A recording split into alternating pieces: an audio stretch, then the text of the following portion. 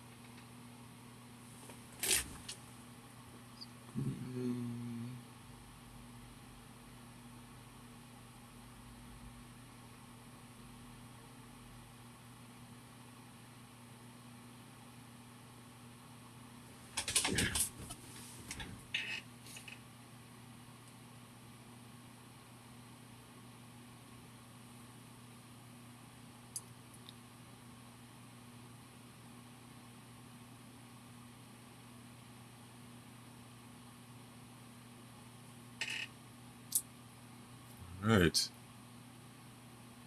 All right. We should be live. Can we hear each other? Hey, what's up? Is anybody out there? OMG.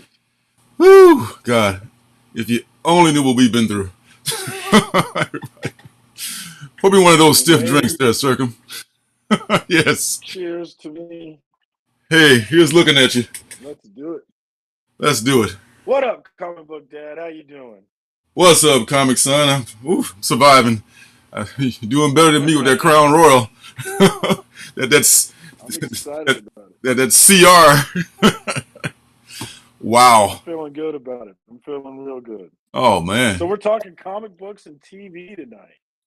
Yes, sir, Bob. I'm excited about it. Me too. Me too. I tell you, comics and TV are two of my favorite things. I'm very much a pop culture kind of guy. I love that kind of stuff. Uh, Now, are you hip with the kids stuff, or are you watching MASH every night? I'm far from being hip, actually, but I do love me some old reruns from time to time. Some stuff I'm watching is actually only one thing is like well, maybe two things like comic book related.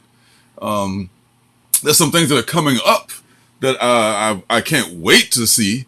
Have you seen the new Sandman trailer? No, actually, I'm not up on Sandman at all. Actually, tell me about it. Oh my God! Like, I don't know the books at all. Oh my! I know Neil Gaiman wrote it, but I don't know anything about it. Oh my God!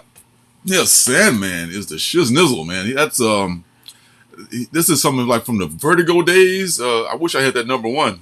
That's like a big deal. But I jumped on that like it had to be like almost 20 years ago. I think back in the late 90s, early aughts. So Yeah, yeah, it it's was basically 30. You yeah. mean you mean 30 years ago, Has it I been that think. long? See, Yeah, I think I so. can't get over the fact that like the year 2000 was 20 years ago. It's not just yesterday. It's hard. It's It is, hard. isn't it? The thing Oh, can't really hear me. Can we try and speak up here? Really? Sorry about that. Who can't hear you? Um, Art Walker here says he can't really hear me, but I have a deep voice. It can be a problem sometimes. Oh, So I'll try and speak up. I'm not seeing But any the thing that comments. kills me the thing that kills me is one of my favorite movies is Dazed and Confused, Hmm. and it was a movie that came out like in 1993, and it was about the graduating class of 1977, which is my mom's graduating class. And if they were to make a movie today, it would be based on the class of 2005, which if you've seen Days Confused and you watched Days Confused like I did back in your college days, to think that I'm not only at the age of the kids in that show, I am past their age. It hurts. It hurts, man. Oh my I'm God. sure. I'm sure you got similar stuff. Woo, my God, yes. I mean, I don't want to go back to what year I graduated, man. It was like wearing bell But it bottom. hurts me. Oh my God. It It it was going. hurts me that all of my favorite players are old as hell now. Like all like Peyton Manning, Tom Brady, like the All right. greats of kind of my time are gone now.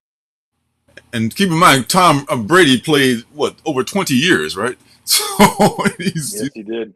he's His considered old man. his first Super Bowl, his first Super Bowl was against my favorite team when they were the St. Louis Rams, and his last Super Bowl was against my favorite team, the Kansas City Chiefs. Wow. So I I hate Tom Brady. Cheers, Are you glad he's cheers to him gone? retiring.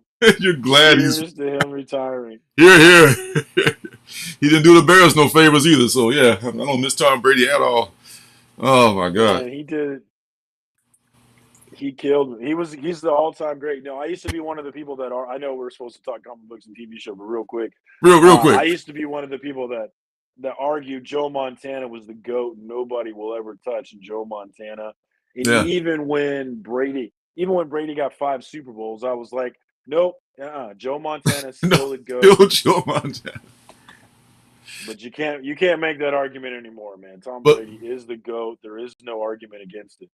for longevity, you can't argue that. And for yeah, I admit he had like, yeah, Seven Super Bowls. and the Super Bowl rings. There's that. Yeah, but to be playing football deep into your 40s at a high caliber, average career is And like still three. be one of the and he was still one of the top quarterbacks in One the of the league. top He didn't quarterbacks. fall off. You know, Yeah, like you know. Peyton Manning. Peyton Manning, his last Super Bowl that he won, he had completely fallen off at that point, but he still was able to win a Super Bowl. Tom Brady did not fall off No, whatsoever. It was crazy. it's his diet, man. It's the TB6, supplements and stuff. That the TV the he's taking TB12 method. Yeah. TB12. All right, TB12. I get 6 from half of 12. Yeah. Chaos. What up, Chaos in comics, man? Chaos says that it's gonna be Sandman. He's hyped for Sandman as well. Oh, absolutely. Oh, that was the comments. I was hiding the comments from myself. What's up, everybody? 80s guy. Yeah, I didn't say what's up to 80s 80s guy. guy. And hello. Good Hello to the evening. lovely Janet. Good Welcome. evening, 80s guys. Art Walker. What's up? Oh my God. Now I got this big bubble in front of me. Get rid of that thing. We've been rambling and I'm drinking, so it's probably gonna get worse. But I know we're gonna be drinking. I'd have brought some booze. we're eventually gonna talk about comic books and TV shows. Yes, Eventually. we will. Yes, we will. Oh yeah, I can't wait for that. That's Sam. I've only seen one trailer for Sandman. I was telling you about Sandman. Basically, he's the Lord of the Dream. Because there's like these deities called the Endless, and they all begin with D. There's Dream, Delirium, what's it? Death. Death. Okay, his sister. She's the most popular one. You've heard of Death, right? The goth chick with the Ankh and everything that she comes to claim people. You haven't seen? Okay. Oh, anyway, Is Death. that the chick? Is that the chick that Thanos was in love with? I only know Marvel, I guess. No, but since you cannot copyright Death, that's a different Death. Yes, yes. Okay. Yeah, Okay. but and they all like have these different realms, and his realm was the realm of the dream, and whenever you go to sleep, that's the old Sandman, thing. Except this guy, he goes into your dreams, and he's like he went into hell in one episode of the book to meet Lucifer because I think he had his helmet. He wears this helmet that helps him go into the land of dream. You got to see this, man. I'm pretty sure you'll like it. You check out. I'm not sure I understand yet. Well, I love the dream, so to me that's like this is right down right down the middle for me, So, and yeah, that's something So I'm. I don't Go ahead. No, I was just saying, I don't believe in supernatural stuff generally. I'm not, there's probably aliens, but I'm kind of a guy that believe it when I see it. I don't really do the ghost things. I'm not really a religious sort of fellow. I don't believe in Mhm. generally that kind of stuff. But I do believe that there's got to be something to our dreams, man. There has to be. There has to be. I don't know what, but there's got to be something. All those things exist. Ghosts, aliens, and there's something to the dreams too. Trust me. See, I don't buy into that. I don't buy into that stuff generally. As soon as I see it, then I'll buy in. Okay, all right. But I hear you. I hear you. but But the dreams, I've seen some stuff with dreams that makes me think. Like I think deja vu that I feel is because I dreamed it before.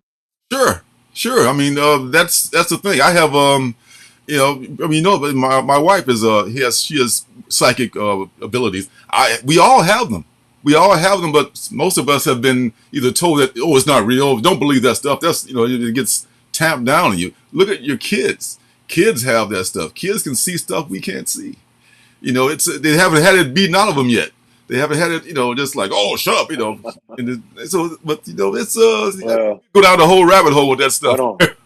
you know. Well, I don't beat my kids. Just for the Oh, I record, don't, no beating my I don't mean literally. I mean it's like, you know, kids. psychologically, to being told that, Yeah, I get you. yeah, hey, who was this '80s guy? All that stuff's fascinating.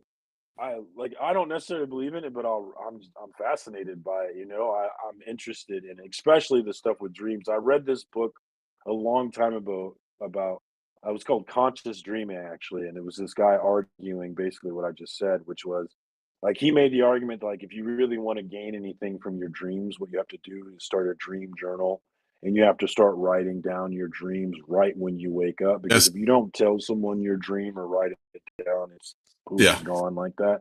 yeah, But again, I'm not that sort of fellow, but I was into that book, and I am into dreams, man. yeah. The older I've gotten, the more I believe that there are things that we don't see, and that there are more to this world than what is was visible. So keep on living, Well, you got as my grandma used to say. well, Keep on living. You're gonna run into you've this got stuff, you've got the government straight up telling us that there are UFOs, not necessarily aliens, but hmm unidentified objects that they don't know what the hell it is. And like I do think that maybe aliens are already here, which is a frightening thought, man. Dude. Golly, that's scary. If they're admitting that, what do you think they're not admitting? But There's yeah, so much. You know. counter argument though, Uh, if there really were aliens, wouldn't Trump have told us? Wouldn't he have done all the digging? absolutely. He was such a transparent fellow. Yeah, Absolutely. I really feel like, and I said it when he got elected. I was like, all right, well, one thing I know is we're gonna find out if there's aliens because Trump's not keeping that a He's secret. gonna tell them. So if he's keeping it a secret, They I'm probably didn't impressed. tell him. I'm really impressed. The general probably said, "Let's not tell him about that thing." They probably didn't tell him. Hey, cheers, '80s guy. Cheers, my brother. He's Let's drinking get some it good together stuff. here. Yeah, he's sipping on some. Man, I'm the only one here not drinking. What's up with that? What's up with that? Crown Royal Vanilla for me, baby. Oh my My wife God, just brought it for me. What a sweet gal. sweet girl, I'm sure. Oh my God. Yo, Rude. Hey, what up, Hey, man? man. Hey, here's a drink to Rude. All right. I got to work at 6 a.m. This is a really bad idea, but cool. Well, you'll be fine. I'm sure. Just stumble through your work. You'll be just fine. It's only 4 hours. I'll make it. It's nothing. So before we Yeah. start talking comics, we'll be Hey, we'll be before re. we start talking comics, it's nothing. So let me just make sure I'm gonna call you, and we'll just work this ship together since it's nothing. All right. Okay. Yes, I'll be sure to pick up. Thank you. Okay, I'm ready for comics. Sure, bring you something. No, that's okay, dear. I would tell that. It'll be Miller time afterwards for me, so I'll be good. What a sweet gal. We're I lucky know. guys. My wife brought me some Crown. Your wife I is know. offering to bring you something, man. How lucky are we? Are we blessed or what? Thank I you. mean, come on. you know. So Hashtag blessed, as the kids say. hashtag bless, absolutely, absolutely.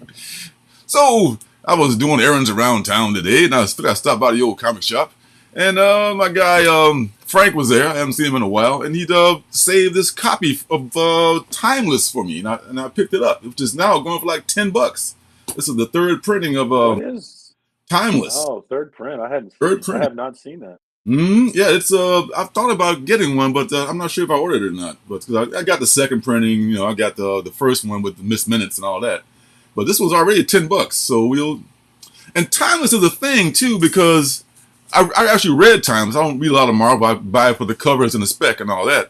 But I read Timeless and I liked it a lot. And I don't read a lot of. I know a lot about Kang, and it was a really good Kang story, and it had some tidbits about stuff that's going to happen. Like this is like from a splash page in the middle of the book. There's this Panther character. There's like some stuff going on with this other Spider-Man, and Mr. Miracle is in there. So there's going to be some.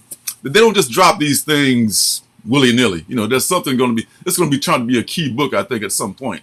So if you got Timeless, you should probably hang on to it and maybe check it out and read it too. It's a pretty good story. I think that Kang Mania will be bigger than Thanos Mania. I really do think I that. hope so. I really hope so.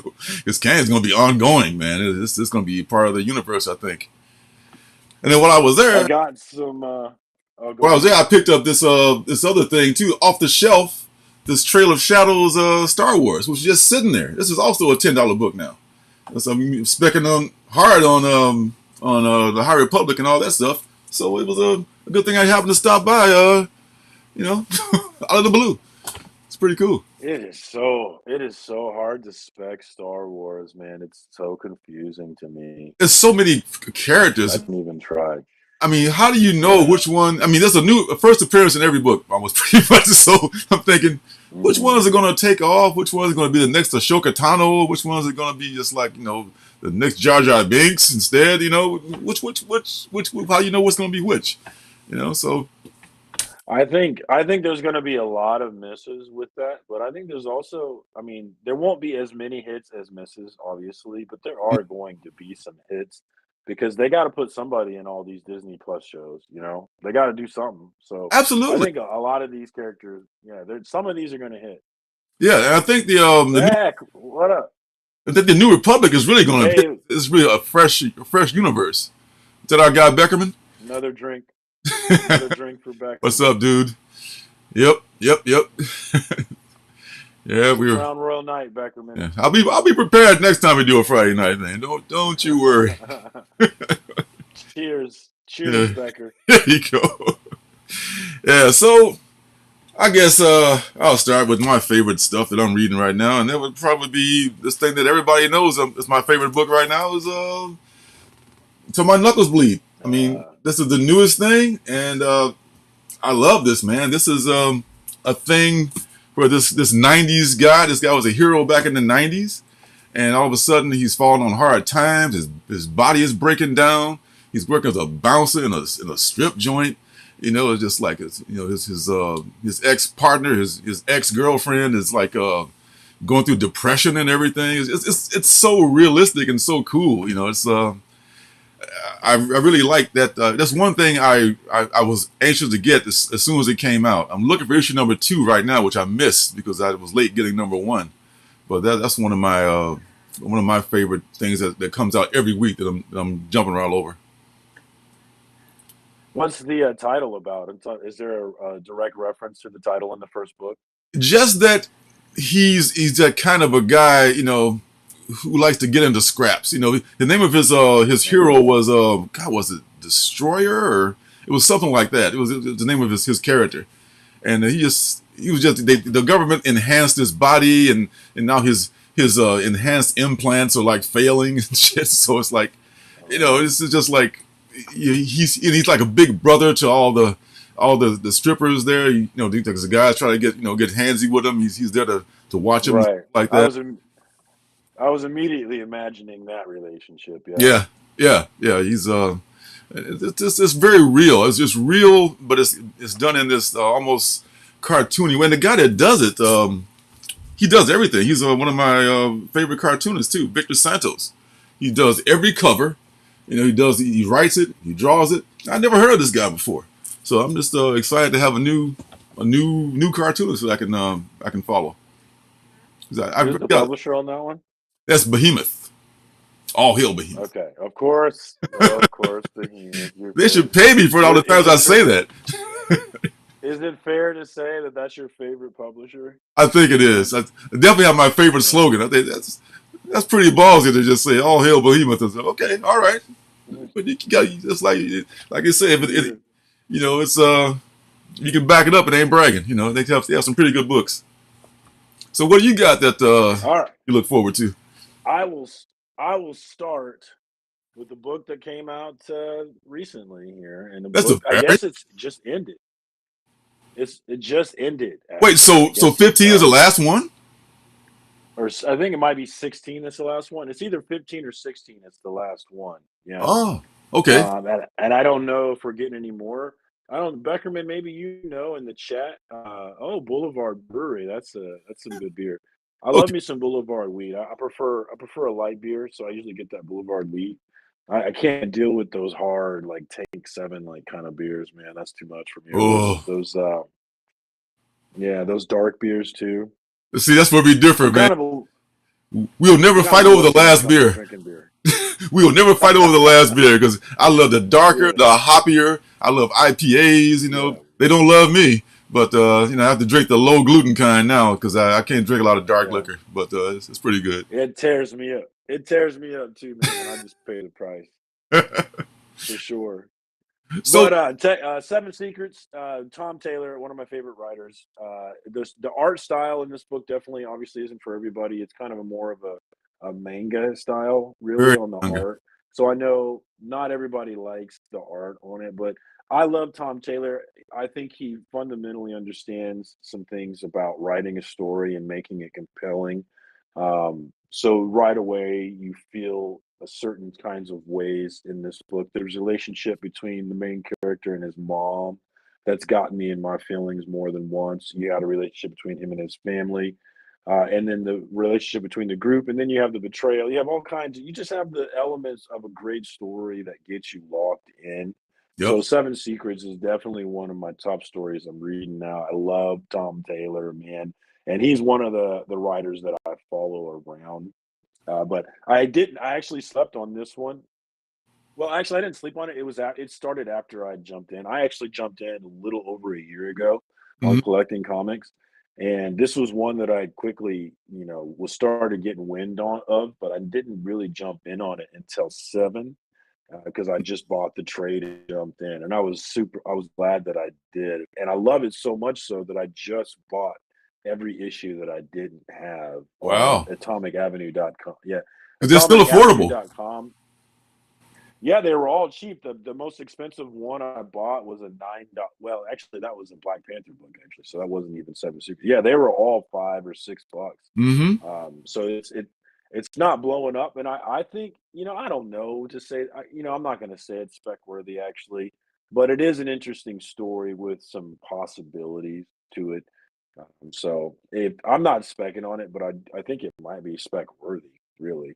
I know you're reading it too, though. I But I am. think you jumped off of it and jumped back on. Have you Well, read the whole thing? well, I came in late, like you did. I said I came in like maybe issue number 4 or something like that, and then I went back and found the first few issues and read those. But yeah, I'm totally in on that, and I think worse things have been developed.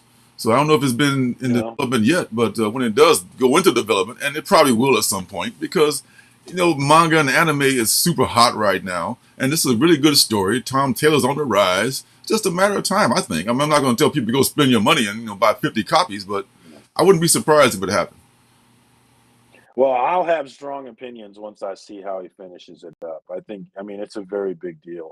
It could be a Game of Thrones thing where Oh the no! finish could ruin Oh the no! finish. I mean, I'm not saying it will be, but I'm saying it's not a situation where like I know this is good already. It's a thing where it's got to deliver in the end, or it may not be good overall. But I got faith in Tom Taylor, so I think it will be good. I think he's much better at getting you in your feelings in a story. I think that I don't know. You probably haven't seen. I know you haven't seen the Batman yet, but Mm. there is a ton to like about the Batman. And the more I listen to other people who love the movie talk about it, the more I kind of appreciate the movie. But the problem for me in the theater at the watching it was I just didn't care about anyone or anything, you know? Like Really? there were just scenes where you're supposed to feel something. And I'm an emotional dude who is quick to feel things. You know, like I'm ready to go on feeling things, but I never felt anything in the story because the writers never brought me there. They have this, this relationship between Batman and Catwoman that just never feels. The movie's missing feelings, which is probably why all these guys like it, all these testosterone dudes. I don't know. Hi, I'm gonna suppress my feelings. Oh, so is it but the actor's fault or the writer's fault? Do you think that? no. No. The acting is phenomenal across the board. Yeah. Across the board. The problem for me was just it was 3 hours long, and I didn't care about the things that I was supposed to care about. Like, there's this long scene towards the end of the movie, where you're really supposed to be in you really supposed it's supposed to be a climactic emotional thing, and I was laughing audibly in the theater No. because I didn't feel anything at all. It didn't and so there was this juxtaposition of feeling nothing and knowing that I'm supposed to be feeling something. It just made me start laughing. But I'm gonna watch it again, and I think I'm gonna like it more the second time I watch it, just from absorbing everybody's opinions about it. And I've really appreciated comic book YouTube and it's really been fun listening to everybody talk about that movie. Actually, So if I do go see it, what's the best scene to go to the bathroom on? probably the last any time over the last The hour last would be hour. my You won't answer. miss anything big. Okay. All right. It's good to know. What up, Scotty Vaughn? Hey, Scott. One of What's my up? Yeah. We're all drinking here. another one of Lorenzo's forbidden sons. That's So right. That's right. One of my comic sons. Good to see you, Scott. Yeah, man. I want to get out to see it, but you know, the mask mandates just came off out here. is it? How you guys are, but Oh, is it COVID? oh man, they couldn't wait to take their masks off. I was out today getting stuff. Are Man, you vaxxed? me? Are Oh you yeah. vaxxed? Oh yeah. I'm vaxxed and Are you boosted. boosted? Yeah, vaxxed and boosted. Oh man, what do you I mean, you have compromised people you're worried about. Uh, well, I don't know. I am a senior citizen, so I don't know. I might have something I don't know because it Oh, attacks us a little bit faster, but I that's don't know. fair. That's fair. Yeah, so as much as I want to go see it, I don't reckon I'm gonna make it, and until maybe it comes into until I'm sure that there's no Omicron and no nothing coming behind it, and then maybe we'll see. But Hey, I ain't mad at you, man. I ain't.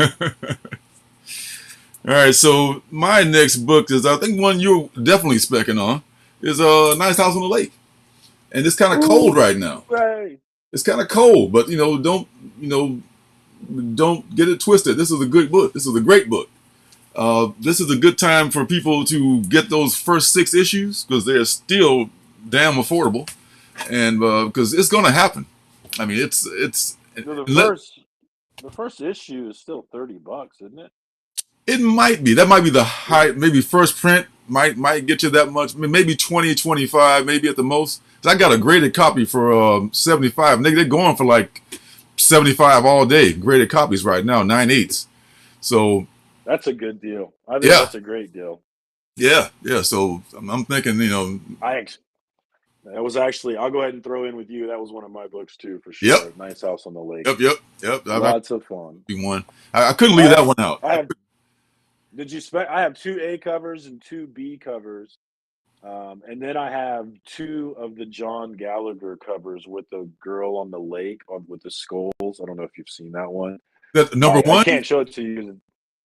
Yeah, it's a number one. I can't show it to you because it's at CGC right now. Oh, oh, But is that I cannot wait. the one I, in 25? The one in 25 it's not. printing? It's it's an exclusive from John Gallagher at I Uncanny see. Knack Comics, and it's Okay. just It's just this girl in a red suit laying back on this lake, and but underneath the lake is a bunch of skulls, and it's just the dope. I actually wish that I didn't send it to CGC though, because if I didn't, I would definitely get it signed by Tynan next month at Planet Comic Con. So Mhm. I'm a little bummed that I don't have it for that, but I am going to get one of these Nice House on the Lake signed, and I'm going to get my Win #1 signed by him. Is my hope anyway. I cannot wait to meet that dude, man. I'm gonna fangirl his ass. I know. He's man, he's a genius. He's writing some great stuff. Is that He's sincere gonna B? be. He's gonna. What's up, dude? I haven't seen you in a minute. He's What's gonna be. up? Hey, good to see you, man. Oh, sincere B. Hello. Thank Yes, you. I know. Yeah, we Hello. can't afford can't afford the sick days. I know, and I would. That's really the thing. I would. I don't mind. You know, I don't want to get sick, obviously, but if I were to pass it on to Janet, I would just feel terrible because she No. doesn't really go anywhere. I'm always out and about and stuff like that. So if I'm the one that's out in the wild. And sincere B mentioned something that I think will definitely be a consequence of the pandemic is that we will be more like Asian cultures in terms of wearing masks because it is a great way to just not get sick. Period. Just wear a mask. And not I, get these colds. Yeah, I mean that's a good point. Sincerely, I mean, I'm wearing mine, henceforth until they say it's gone. I don't trust these people. I don't, man, because a lot of them not vax. Some of them don't, believe in the vax, whatever. They believe in the flat Earth and all that stuff too. That's fine, but Who you you feel. telling, brother? I live in Kansas. Who you telling? Oh well then. My my best friends from high school, brother. Oh my God, here's to Kansas. Yeah. Man, Cheers oh man. to Yeah. long live Sam Brownback. Let's not Yes. get political though. All right. Yes. So Yes. on to the book. Is it my? It's your turn. Are you done with Nice House on the Lake? Talk about the book though. Yeah. Well. I mean, everybody knows about this book, Yeah. but If y'all don't know about it, man, you need to pick it up. It's like these 10 people, right? 10 people are invited to this nice house in Wisconsin by their friend Walter. And as soon as they get to the nice house, they check their phone. Their phones start blowing up and everything, and it's like the end of the world is happening. It's like, holy shit, turn on CNN, and it's like shit is just going crazy everywhere. And except in this house. And they are in this house where they can have everything they want, anytime they want. I mean, they put out requests for stuff that, the night before, the next day they got it. They don't have to even leave. And there's something up with the host that has not fully been explained yet. And that's where, to me, the fun part is. And you read the last issue, #7? I just I have not. oh I need to read it, man. I'm tripping. I yeah, need to I read don't it. want to say But anything. as you were describing it, I was thinking about an interesting question about that book, which is, I'm not built like the people in this book, in that they just watch the end of the world, right? They Mhm. watch this being who's clearly not human, who's Yes. clearly more powerful than anything that we could have ever even begin to conceive, right? Hmm. He's put us in a situation where anything we want can be delivered to our doorstep. So he has the power to do that. But not only that, but he's had the power to apparently end the world. So like you're facing this like obvious like this apparently overwhelming power, so powerful that you couldn't even begin to have imagined it in the first place. And they're like, you know what? I'm going to take this power on. Hmm. Yeah. I would not do that. It I could would be a not do that. god, you know. I'd be like, Walter, I would be like, Walter is my homie. He done saved me from all of this madness, and it sucks that all these people died, and I'm really gonna miss them. But I'm not going up against Walter. I know, right? That's not my decision. Isn't going to be I need to take on this guy and stop doing what he says. No, and I don't know if that makes me a yes man or a follower or what, but I know. I'm not the kind of I'm not the kind of a guy that would look that gift horse in the mouth. I would be like, all right, I need 20-pack of Reese's Pieces. I need I need to make sure that we get some Yes. steaks going in this thing. Yes. Just make sure I'm fat and supplied. I need Right. a PS5 as well. I need Yes. multiple PS5s so we can all play. You know what I'm saying? I'm Done. just setting myself up. I'm not fighting this thing. I don't get those people. Done. I know, right? Just give me another edible and a And, PS5 and maybe some Crown Royal, and I'm good. you know. Hell yeah. and Beckerman, I know you live in Yeah. So Misery, as I don't like to call don't it. don't get it twisted. I I live in like Missouri, so the Kansas City is like a he lives Kansas in City side, Missouri. and there's a Missouri side, right? Is that how that works? Right. Okay. Yeah. Okay. And Beckerman lives in the slave state side, and I live on the free state side. Okay. Oh man. See, You got those. I'm drinking. We don't need to get political. I My wife is a know. slave. My wife is a slave stater too, She's so from Missouri. it's okay. She's from Colombia. She's a tiger. She's a proud tiger. It's gross. It's super gross. God bless. It almost derailed our relationship, but we made it through. The show me state, huh? I hear you. I Ah, don't like to tell people, but I've never. Well, I didn't live in Missouri until I was a grown adult, but I actually was born in Missouri. I'm sad to say. mm, yeah. Well, no one's perfect. you know, I was born in Chicago, so I loved Chicago Hey, for a long time, but I'm glad to be out of it. see To when tell you the truth. I was born in Missouri, it was St. Louis, but I actually lived in Illinois in East St. Louis. So I'm Okay. from Illinois for sure. We've talked about this before, I know. Yeah. Yeah. Yes. The land of the Lincoln, baby, The stinking Lincoln. There you go. home of the free. Home yeah. of the free. I know Beckerman's from Iowa too, which Iowa's an interesting state. I always want to like stereotype Iowa, and it always kind of breaks stereotypes for me. It seems I want to place it kind of as the same as Kansas, but they don't seem the same as Kansas. They seem a little different. I don't know what it is though. I just think corn whenever I hear Iowa. Like lots of corn. Yeah. Hey, You know, hey, we got that here too. right up bad, Oh, Let's. guy, you think about I think it's that nice house? Chicago. Huh? I think Iowa is different because of that Chicago influence, though. That's my guess. Uh, But yes, yeah, nice house is amazing. I think Nice House may have it did start strong. But I think it made people may have lost because when you stop publishing, even with our favorite thing, something's killing the children. Then people kind of lose interest and like this was great. Don't forget about it. They're just taking a break right now, but they might come back strong. I think this number 7 Oh, was they pretty. will.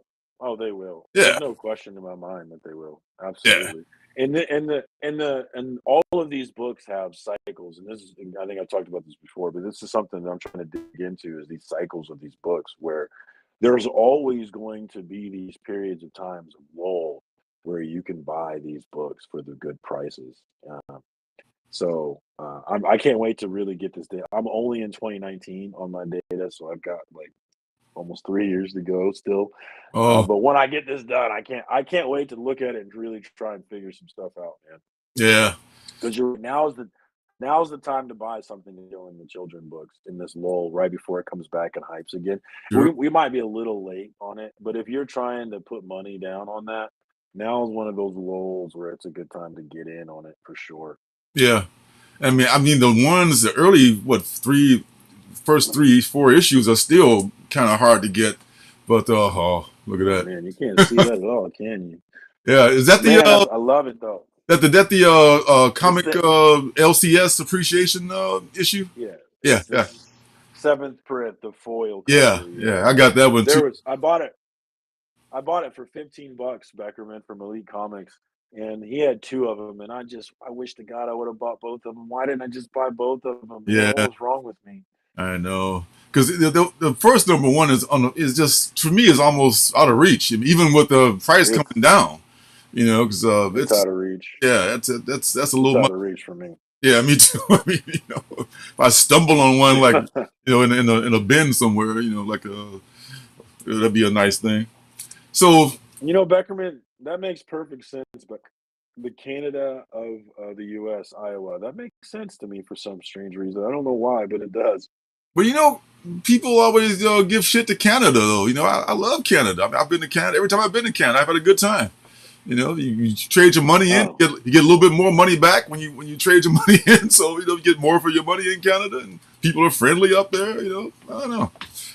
Hopefully, I never have to seems live there. like some fine people up there. Yeah, some fun. I've had a one of my video game friends. We used to play this text role playing game. She's from Canada, from Burlington, Canada. But she's one of my oldest online friends. I've known her for 20 plus years. We still talk, man. So I love Canada for that. I don't know why I'm drunk, so I'm rambling. But That's all good. Oh, Scott, we're not trying to dish you, man. We're not trying to. I got some people in Tennessee too, man. It's all good. It's good people everywhere. oh, Yeah, I where'd you still say got that. Vaughan was? I still got the Chattanooga thing you gave me, man. I'm looking someplace, something I can put it. I don't know what I'm gonna do with it, but it's very close to my heart. Chattanooga. The scenic I city. tell you what, Tennessee. Scotty Vaughn has brought up Tennessee in my eyes, no question about it. Man, he's good I people. don't I don't trust I don't trust former Confederate states in general. Oh yes, yeah. Those And well, and Wisconsin. Former Confederate states in and Wisconsin. throw in Wisconsin in there too. Or else we should refer to it in Chicago, Mississippi. So I don't want to. Well, now I piss off everybody in Wisconsin. Damn, I'm I sorry, y'all. I'm sorry. dude, I did not know that you guys called it Mississippi, but that makes perfect sense to Oh, me. perfect. What's up, sleepy reader? Perfect sense. What up? What up, Damien? Good to see you, brother. So segued into We're more talking about state hate is State Halo. is incredible. Hey, No, not Hulk. you're Just the talented. Hulk. The Hulk by Very Donny talented. Cates and Ryan Otley. This is this book is probably my favorite mainstream book. I think just because of Ryan Otley's artwork. It's not much new. It's just Hulk smash for the most part, but they got the Hulk is like this. It's hard to explain, like a starship, sort of. He's a spaceship, yeah. Yeah, it takes the Immortal Hulk concept one step further than when he has like multiple personalities in the Immortal Hulk, and it goes to whereas Banner is in control of this alleged starship, which is the Hulk, which is traveling dimensions and doing all kinds of crazy stuff. And there was this in this issue there was a first appearance of this spider-like creature, which may be a big thing. We will see. But this book was highly spec'd. But I would probably read it even if it was just non-stop fight scenes, just because of Otley's artwork. What was that book that they came out? Him and Kirkman did. It was like a one shot. It was like number 17, out of the blue, some random book, and Solid blood. Solid Blood. Solid Blood. Yeah, I think that's what it was called. I called the comics. Hey, sign me up for that book. Like, that's a one shot, dude. There's no more coming. What are you talking about? Oh, okay. But it was. I mean, Ooh. it was so nice, and so I just I'm down with this book, man. As long as Otley is drawing it, I'm gonna be. I mean, to me, Cates is okay. He's not. I don't follow him everywhere. He's okay. But he's this story and Otley's art. They make it for me, and it's just it's just a joyful. It's a quick read. It's a joyful read, and we'll see where it goes. And hopefully, it's supposed to be worth something someday, so I can sell a couple of them. Because that's what I do with Marvel books. Did you read this one from Donny I Cates? can't even get that one. I'm trying to find like back issues of it, and I guess that's what made Oh, him right. Because I can't get this was those the trade. anywhere. Okay, I'm gonna get that trade. 'Cause I can't find the issues. I'm gonna get the trade and just read it because I want to find out or just see for myself. Early Cates and I'm sure there's probably some good. I got a copy of Redneck, but I haven't read it yet, so I don't know how good that one is. But we'll definitely see. I liked God's Country. I didn't like it as much as other people liked it, but I liked it. I think I need to read it again, though. Yes, yeah, I feel like maybe I didn't get the whole piece. yeah. Yeah, I mean, just watching Otley just go nuts, man. I love this guy's style. I mean, I'm just nuts. I'm just nuts for his style. Who's this? That's Scotty says, Tor- fan of the Future, Radiant Black. Geiger, I love Geiger. Okay, Radiant Black. I got to catch up on that. Noctera, we both reading that one. Yeah, for sure. I, yeah, Scotty definitely doesn't like Something Is Killing the Children as much as I do, but not many people do actually. It's it's Somebody loves. by far my. I'll just do my next one. It's by far my favorite read. There's no book that comes even close to this book. Uh, There are books that I love, but I don't love any of them as much as I love Something Is Killing the Children and Erica Slaughter. I think this world is fascinating. The lore of the House of Slaughter and how it came together and what it's about is super interesting to me. But the best thing about this book is absolutely the character Erica Slaughter. I'm enamored like crazy with this character, and I love the way that Werther Del Edera draws her. easy for you I to say. just like a lot of it's not a perfect style, it's not a realistic style, but I Hmm. really like it. And there's a lot of panels that just are seethed into my brain because I just love the way it looked. Like the cover art on my Facebook profile is the I think it's near the first book or so where she had just killed a monster and she was like, I stink. Can I take a Yes, shower? You know, yes. she just killed this monster like a badass that she is. And, you know, she's worried about getting a shower. And it's just, I love that character. I love this book. And I'm a stan like for it. Like, I'm one of those people for this book. Absolutely. Like, you can't trust my opinion on this book because I'm so biased towards it. You know, I'm one of those people for sure, but I think you're on point definitely with that. on my list. Yeah, and Tanya's pacing has a lot to do with that too. That the art and the writing come together so perfectly on that book. I mean, it just beats where you want to see. There's nothing in the panel. Then there's after like I remember that scene where she says, "I stink." You know, I can almost feel like I can imagine you're probably pretty smelly after doing that. You know, after the blood Yeah. and guts and everything and your own funk. You know, yeah, I can totally imagine that. It's very. It painted a real good picture for me. And yes, Has it been optioned? yeah, yes, I can imagine Oh, myself good. reading the Riding the Hulk. Yes, I could do that. Yes, give me that big bucks. I'll take it. I mean, with Ryan Otley is drawing it, oh yeah, I'll definitely do that, you know, for sure. But I don't think Marvel's going to fall for that, so we'll see. I'm sorry, what are you saying about 80, no, 80s guy was saying that he lived in Toronto for 8 years, and Toronto sounds like a nice place. I'd like to visit there someday. I've Home of Drake. I've been there a couple times. It is Drake's. It is Drake. He's a big basketball fan too. Oh man, Toronto. I've been there I think twice, maybe three times, and usually for comic book shows and stuff like that. Beautiful place. It's like I think someone said it's like Chicago is like a sister city to Toronto, but Toronto is so much more. At least when I was there, you know, back in the early aughts, it was just a beautiful place off Lake Ontario, very similar style, and it's just man, it's in the summertime. I can imagine how it is. It's just like Chicago in the cold, you know. I'm about to tell you about cold in the Midwest, but I was there in the summer and it was beautiful. I would go back. And Scotty, don't worry about it, brother. Just because I love it doesn't mean that you have to love it. Like I said, I'm biased anyway, man. Like, don't ever worry about your popular opinion. Like, my opinion on Batman has been super in the minority on comic book YouTube. The vast majority of the people What that is I that thought would opinion? be as bored, I thought it was kind of like I was saying earlier. I have a better opinion of it now after watching a lot of Oh, people's the opinions on it. movie, But my the Batman movie. yeah, Okay, okay, I see. yeah, the Okay, Batman movie. Yeah, yeah. But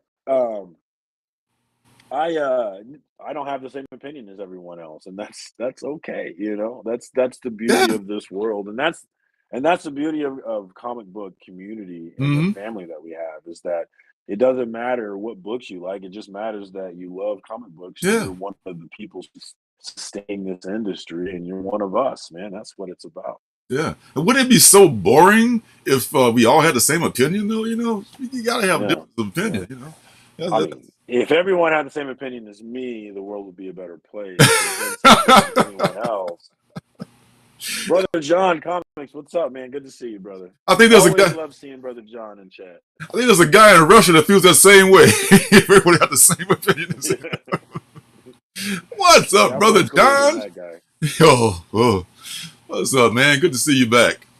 Yeah, Scotty, it's true, man. I'm a stand for Erica, man. It's so he true. is. He is. It's irrational. She has a restraining order out on him. Yeah.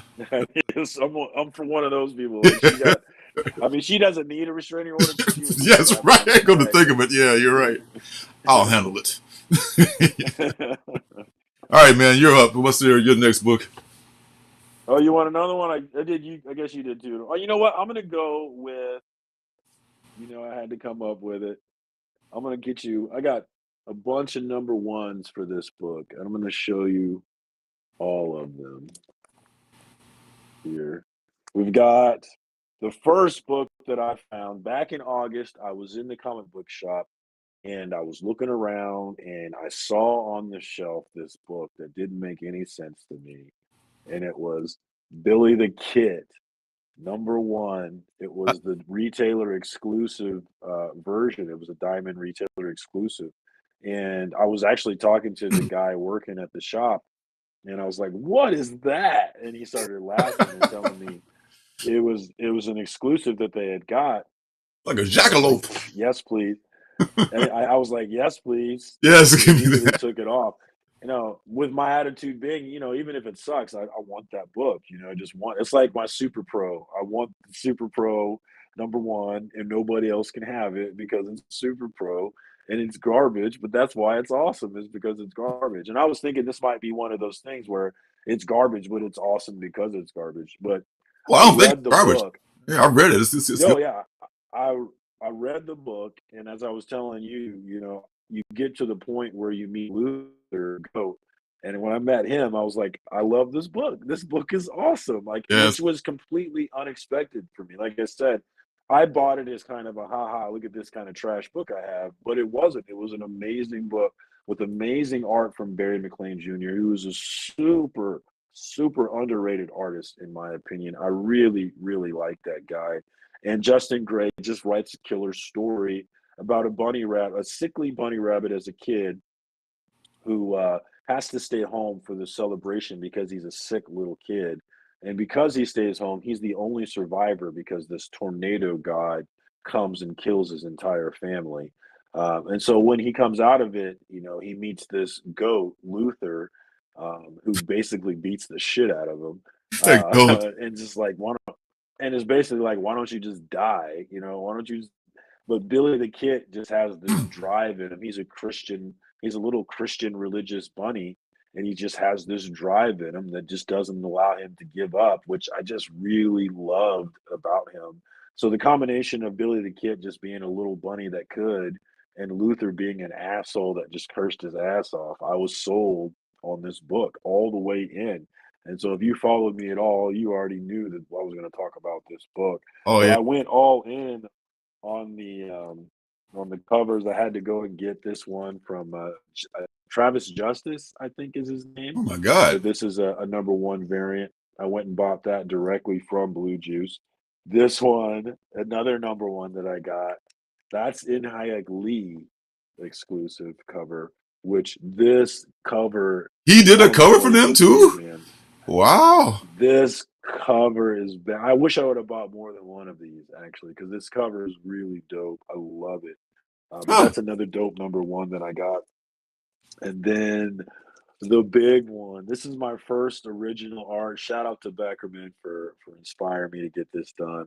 Beckerman actually ended up buying a piece of original art from Barry McLean Jr. So he got a page, one of the pages from Billy the Kid, the first issue, one of the original art pages, which is so very cool. That is very. But I ended up I bought this blank sketch from Blue Juice Direct, and they emailed me like, "Hey, we saw you bought a blank sketch. Did you want us to send that to Barry McLean, and you can work it out with him?" And I was like, "You know what? That's a good idea." So I hit Barry up on Instagram, which is stay_broke. I hit Mhm. him up. I was like, "Hey, Blue Juice said, hey, they would send you this sketch. Why don't you do it for me?" And he was like, "Yeah, I do this all the time, man. Here's the price." And I was like, wow, that price is cheap. Let me overpay you because that seemed a little too cheap. So I paid him more than he asked for, and Nice. then a week or 2 weeks later, he sends me this dope original art, which I'm super excited to have. It's the first piece. of original art that I've owned, and I highly consider this a level up. So I'm trying to get, I'm level 2 right now. Beckerman's level 99. You're level 99. But I think this put me up to level 3, and I'm getting there, guys. But Billy the Kid's a great story. It's a nice little indie book. It's a cheap book that you can easily get if you're at all interested in it. If you are, you can get it directly from Blue Juice Comics. They got plenty of comics, so Hmm. don't go paying any don't go paying any stupid prices for anything. You can get it for cover price straight from them. And just read the book. It's a great book. I love it. And I don't know that I would call it my second favorite book, but it might be my second favorite book. I don't know. I'd have to think Wow. about that. Wow. They have those Yeah, variants too on might Blue be. Juice. They have those variants. The only bear So you can't get the Inyak Lee from them, but you can get the all the other ones. Yeah, you Okay. can get the blank sketch from them. You can get that Travis Justice one, and I'm pretty sure you can even still get the retailer exclusive from them. I think you can. Oh, okay. So yeah, any of those you can get if you're interested. But the Justice, the all of them are cover price from them. The blank sketch was $10 though, and then the Travis Justice book was also $10 from them. Hmm. So, Yeah. yeah, I've been proselytizing about this book for some time. I will continue proselytizing about it. I'm pretty sure that we're going to get more. They haven't outright said it, but I interviewed them over on You Promised Me Comics a while ago, and they didn't outright say it, but my impression was they did outright say that they already. Well, actually, they didn't do that either. They were very coy about it all, but it was clear that they had thought about the next arc and they maybe already started working on it. So, Hmm. really excited to get that, man. Oh, Yeah, cool. and Scotty Vaughn, you know what's up. Billy the Yeah. Kid is great. Yeah. I'm Yes. spreading the word. Tell everybody I sent you. Well, yeah, Scott knows all about those indies, man. He's all over it. Well, speaking of indies, Duel. I don't know if anyone's up. I'm sure some folks are up on this Duel from Bliss on Tap Press. This is a story about in this reality, dueling has become a thing. This thing that used to be how men of men of stature used to settle their differences. You know, when I challenge you to a duel, you got that second pretty. I got that one coming too, man. Yeah. Duel. Have you read the Duel yet? No, I haven't got it. I've got to sit down and get some reading done, man. Yeah, yeah, Yeah, me too. I'm but a, you're the reason I bought it, though. yeah. I think you might like this. I think you might like this. So and what it is, there's this guy named Aaron Burr, and he's like the champion dueler. He's and the thing is, you challenge people to a duel. You do it online, and you sign all these disclaimer these things where you know nobody is liable for anything, and and you just settle your difference. You meet at a certain spot, and you have a duel, and you just stand back to back, take 10 paces or whatever, and start blazing. And so that's what happens in the first few pages of this book. Aaron Burr defends his title in this book, and there's this kid, this like high school kid, who decides he's going to duel, and the FBI gets involved because he doesn't even hide his identity. Most people hide behind an alias. He's like, I'm like Joe Smith from this high school in so and so, and so the FBI comes and investigate. Like, kid, you sure you want to do this?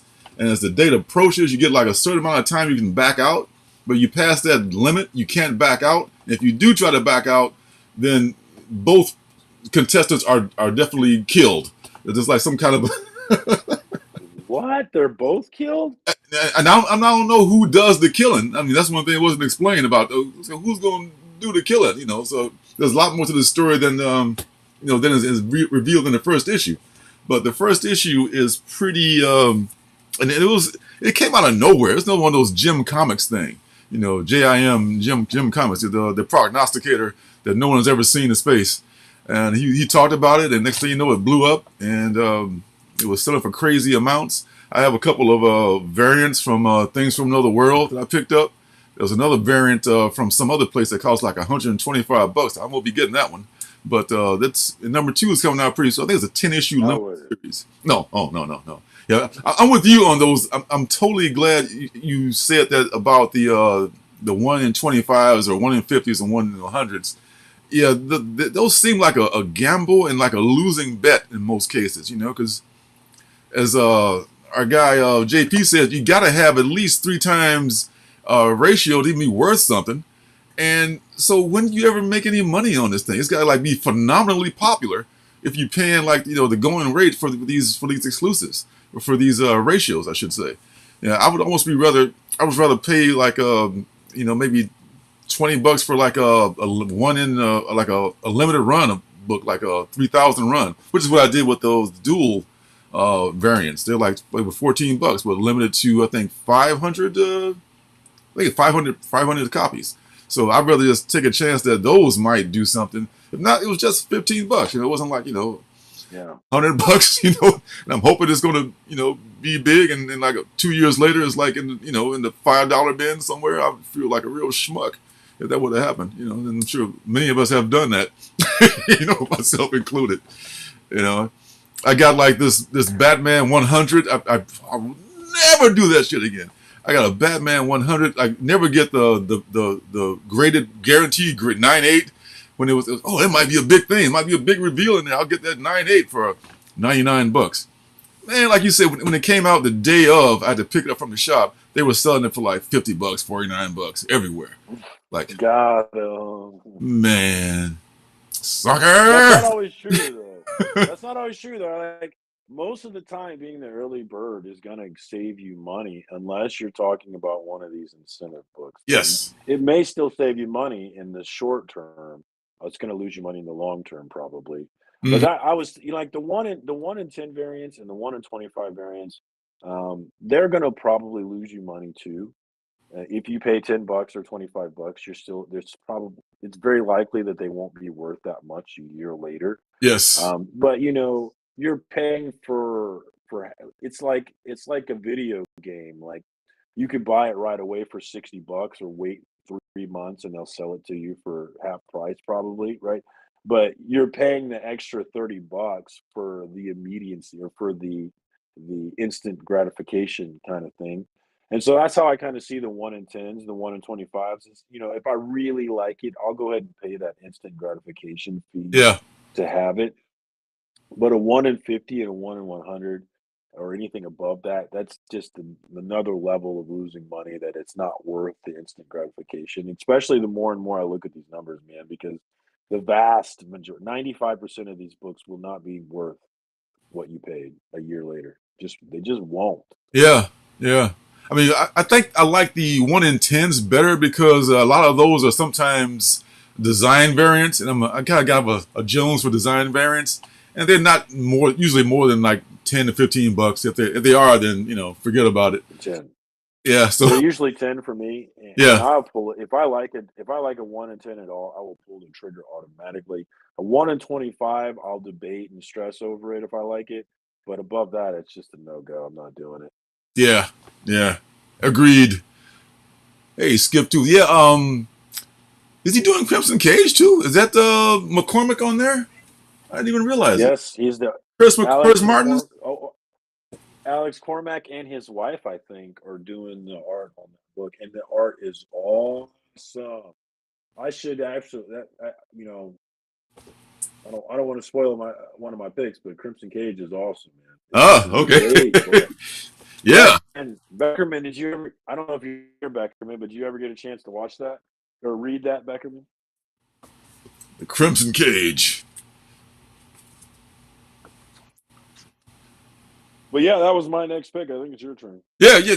I think I just did Duel, so I think it's maybe your Oh, turn. did you? I thought, Oh yeah. Oh, it is my yeah. turn. All right.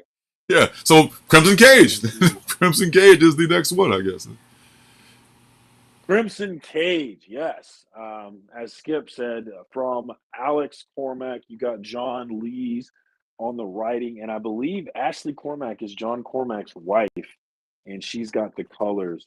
And this book is a trip, man. Yeah.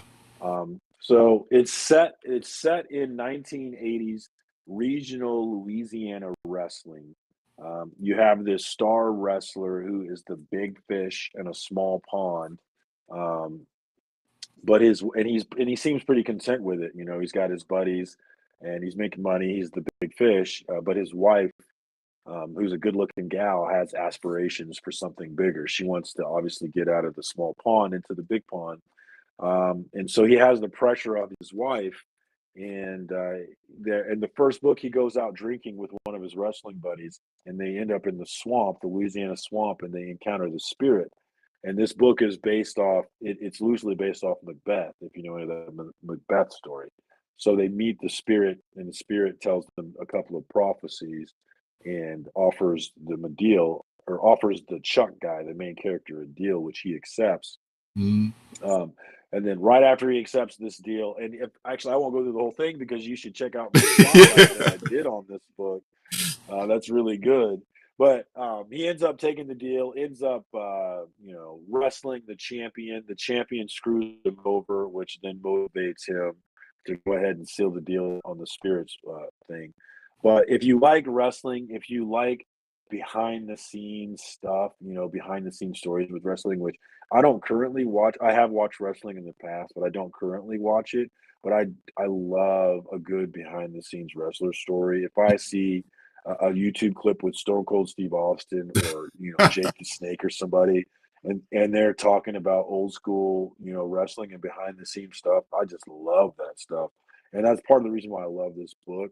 But it's got a great story based off of Macbeth, and it's got really cool art that I really am enjoying. So if any of that sounded interesting to you at all, then you will absolutely like this book. It's fun, and I cannot wait for every issue that comes out. And it's based off the tragedy of Macbeth, right? So it's just it's Yes, that's what yes. it's inspired by. Yeah, that's pretty cool. Based off the classic Shakespeare. So if you're a Shakespeare guy, you would like it too. But yeah, Damien, if you were interested in that at all, if you like Macbeth, I would check this out. I do have a comic book spotlight for two books, Rain and this one, so you could just skip Rain if you weren't interested. But definitely check that video out. Check out the art in this book, and give it a go if you like it. I highly recommend it. It's worthy of my list tonight. Hmm. Absolutely. Have I saw that Denzel is going to be playing Macbeth on Apple TV. I saw it on my I Roku didn't know alert. that. Then, I mean, Is that how going to bad be? how bad a brother is Denzel? He's playing Macbeth. you know, I Big think he's done Othello. it before, I'm actually. He playing maybe was Macbeth. Othello. Hell, I'll play Hamlet if I have to. Damn it, I don't care if it's a young man. I'll play it. I'm Denzel freaking Washington. Okay. Yep. Denzel got it all. He does. He does. All right. So next is I got a couple of well, I'm gonna go with this one. This one is kind of a surprise for me. It's She-Hulk is, She-Hulk has had probably Oh, like 6 different series, and they all been canceled, but still she's a popular character. The She-Hulk is fun. She-Hulk is just like the Hulk with less responsibilities, it seems, except when she's with the Avengers, then they made her like all grunty and stuff. But in this issue, in this series, it seems like they might have gotten her right because they're getting ready for the TV show. It's coming up soon. I'm excited. I'm excited for that. Man, this is crossover, segue, TV show, comic book. Yeah, so this is this is gonna be happening, man. And this is one of my favorite covers, my favorite cover artist, David Nakayama.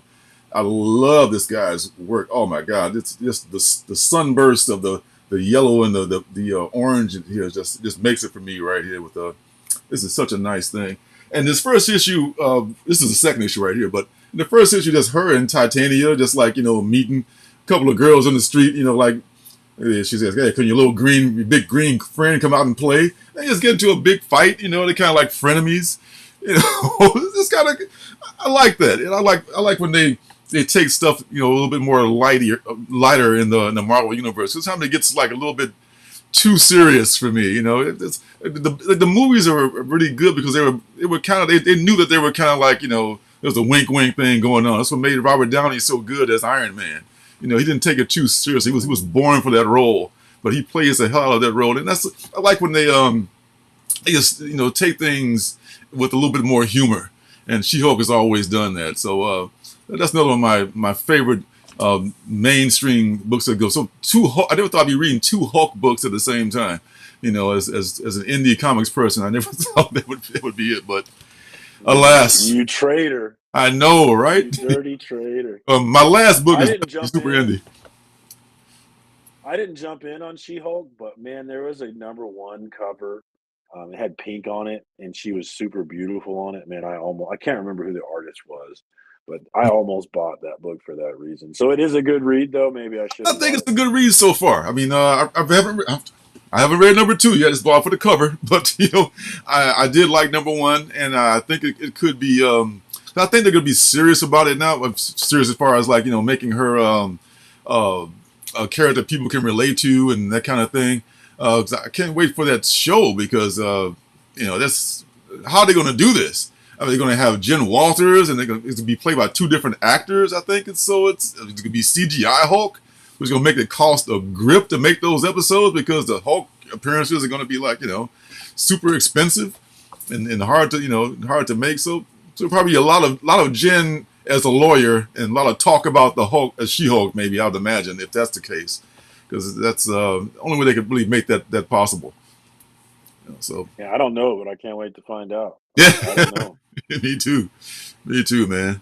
So how many books you got left? You got one? I got one left. Okay, I can do one more, and we'll just go with this one, which is I don't know if you can tell what that book is. Can you tell what that book is? What is that? Is that Wonder Woman? Is that It looks like Wonder Woman. It does look like Wonder Woman. So what this is actually Noctera, God? I would never Black. have guessed that. It's Noctera number 7, but it's a Tyler Kirkman slash Liz Wonder special variant. And Liz Wonder is actually a Wonder Woman cosplayer. And so that's why you're probably getting Wonder Woman vibes from this cover, even though it's actually Val from Noctera. But I just really liked this cover, so I had to buy. I try not to buy too many exclusives for the reasons we've already discussed, but I really loved this one, and so I went ahead and grabbed it. But Noctera is a great story. I know Scotty Vaughn is a big fan of it as well, and is also specking on it as well. It's already been optioned by Netflix. It's another one of those comic book books with a comic book books. It's easy for you to It's say. another one. It's another one of those comic books with a strong woman lead superhero, Hmm. which apparently I love because I'm eating it up, obviously, with Erica Slaughter and Val. But we have a strong female lead. We have a world that was overtaken by darkness once the big PM hit. So there's no longer any sun in this world, which is bad enough. But in addition to that, if you stay in the dark for too long, you will transform into what they call a shade, Ugh. which is this all black creature.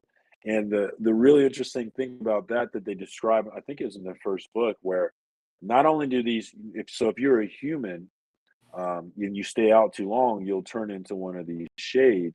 But what can happen is then you could breed with another shade of some other, a shade horse, maybe, right? And make a whole new breed of shade once you do that. So you have a grasshopper shade breeding with an ant shade. You have all this kind of stuff because every living thing turns into a shade. And so you have these communities of people with these lights that are protecting themselves from the shades, and there's this whole world that they're building out. It went on break, but it just recently came back with number 8, right? Seven, Yeah, eight. number Yeah, 8. there was the Yeah. blacktop build and the 7 and 8. I got to Yeah. catch up on all three of those. Yeah. And this is one of those books that I would say this book is going to have lots of ups and downs over the next year, 2 years. Hmm. I think we're in kind of a lull now because it was gone for a while and it came back. So now is a good time to buy. But this is one of those when I look at these lists and I'm still just building it. But what I see is that most of the books die. But some books that do hit they go up and down, but overall they go up. And so I think that Noctera is going to be one of those books, one of those worlds that really does hit and that people get interested in. And if it does, I mean, you can get number one pretty cheap for 10 to $20 right 20 now. bucks tops. And I Yeah. really, yeah. And I Some of the think that incentives a this little is bit just a more, but great. basically the basic one is about $10, $20. Yeah, Yeah, they're very cheap, and so mm, if you're kind of a specker, I think Noctera is a great book to spec, and this is a great time to buy if you're gonna absolutely. spec it, because it's one of those books that I believe in. It's a great world. Scott Snyder's a great writer, and I think Netflix might be able to do something with it. Now, it might be another Jupiter's Legacy. You can never really say. I would be really sad if it was. Man, I would be devastated if it was. I'd be even more devastated if Something Is Killing the Children was a flop. I Oh, would be so perish sad. the thought. Oh god. Oh Oh, my God, bite your tongue. No, no, not that. Now, the Jupiter's Legacy, well, we watched that, and it was maybe because I didn't read the book until after I watched the show, so it wasn't. It meandered a long time, but I didn't hate it. But I think people panned it, and it was canceled and everything real quick. So you didn't like the Netflix I think adaptation of Jupiter's Legacy? I never actually watched it. I just know that it got canceled, so I'll probably never will watch it because there's. I never read the book, and the Mm-hmm. story's in. Obviously, the story's ending, so I Mm-hmm. don't. I doubt that I'll ever read that one. I want it to be good. Like I want all of these books to pop on Netflix, right? I want comic books to be a prime source for all of these streaming services. Because I think it would do a great deal in terms of attracting more people to the hobby and sustaining the hobby. Because people complain a lot about spec and Mm-hmm. people flipping books and all of that. But that is a big part of this game, man. It's a if you like, I was talking to you about it last week, I think, but I was looking at this one channel who was doing the same sort of videos that I was doing, these sort of new comic book day previews and hauls and sort of videos, and getting similar view counts to me. But then I checked on his page recently, and he started doing straight up spec videos, nothing but spec videos, and Mm-hmm. he's gone from getting low 3 digit views to getting thousands of views on his videos. And the reason why is because while people complain about that, it's what the vast majority of this small comic book community wants. It's what they want, man. And the views tell me that every day. They talk all that shit about spec. You're not a real comic book fan. Like, let me go. How much this is worth? Come on. Yeah, Everybody spec exactly. a little bit. Yeah. Come on now. Yeah. Hey.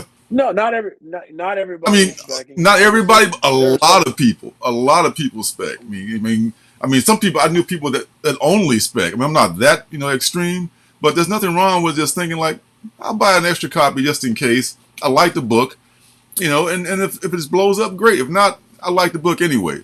Or in my case, I've seen my Marvels and that kind of thing. I'll just buy the book and just straight up spec. So why can't you just have your foot in both, in both dimensions or both fields or whatever?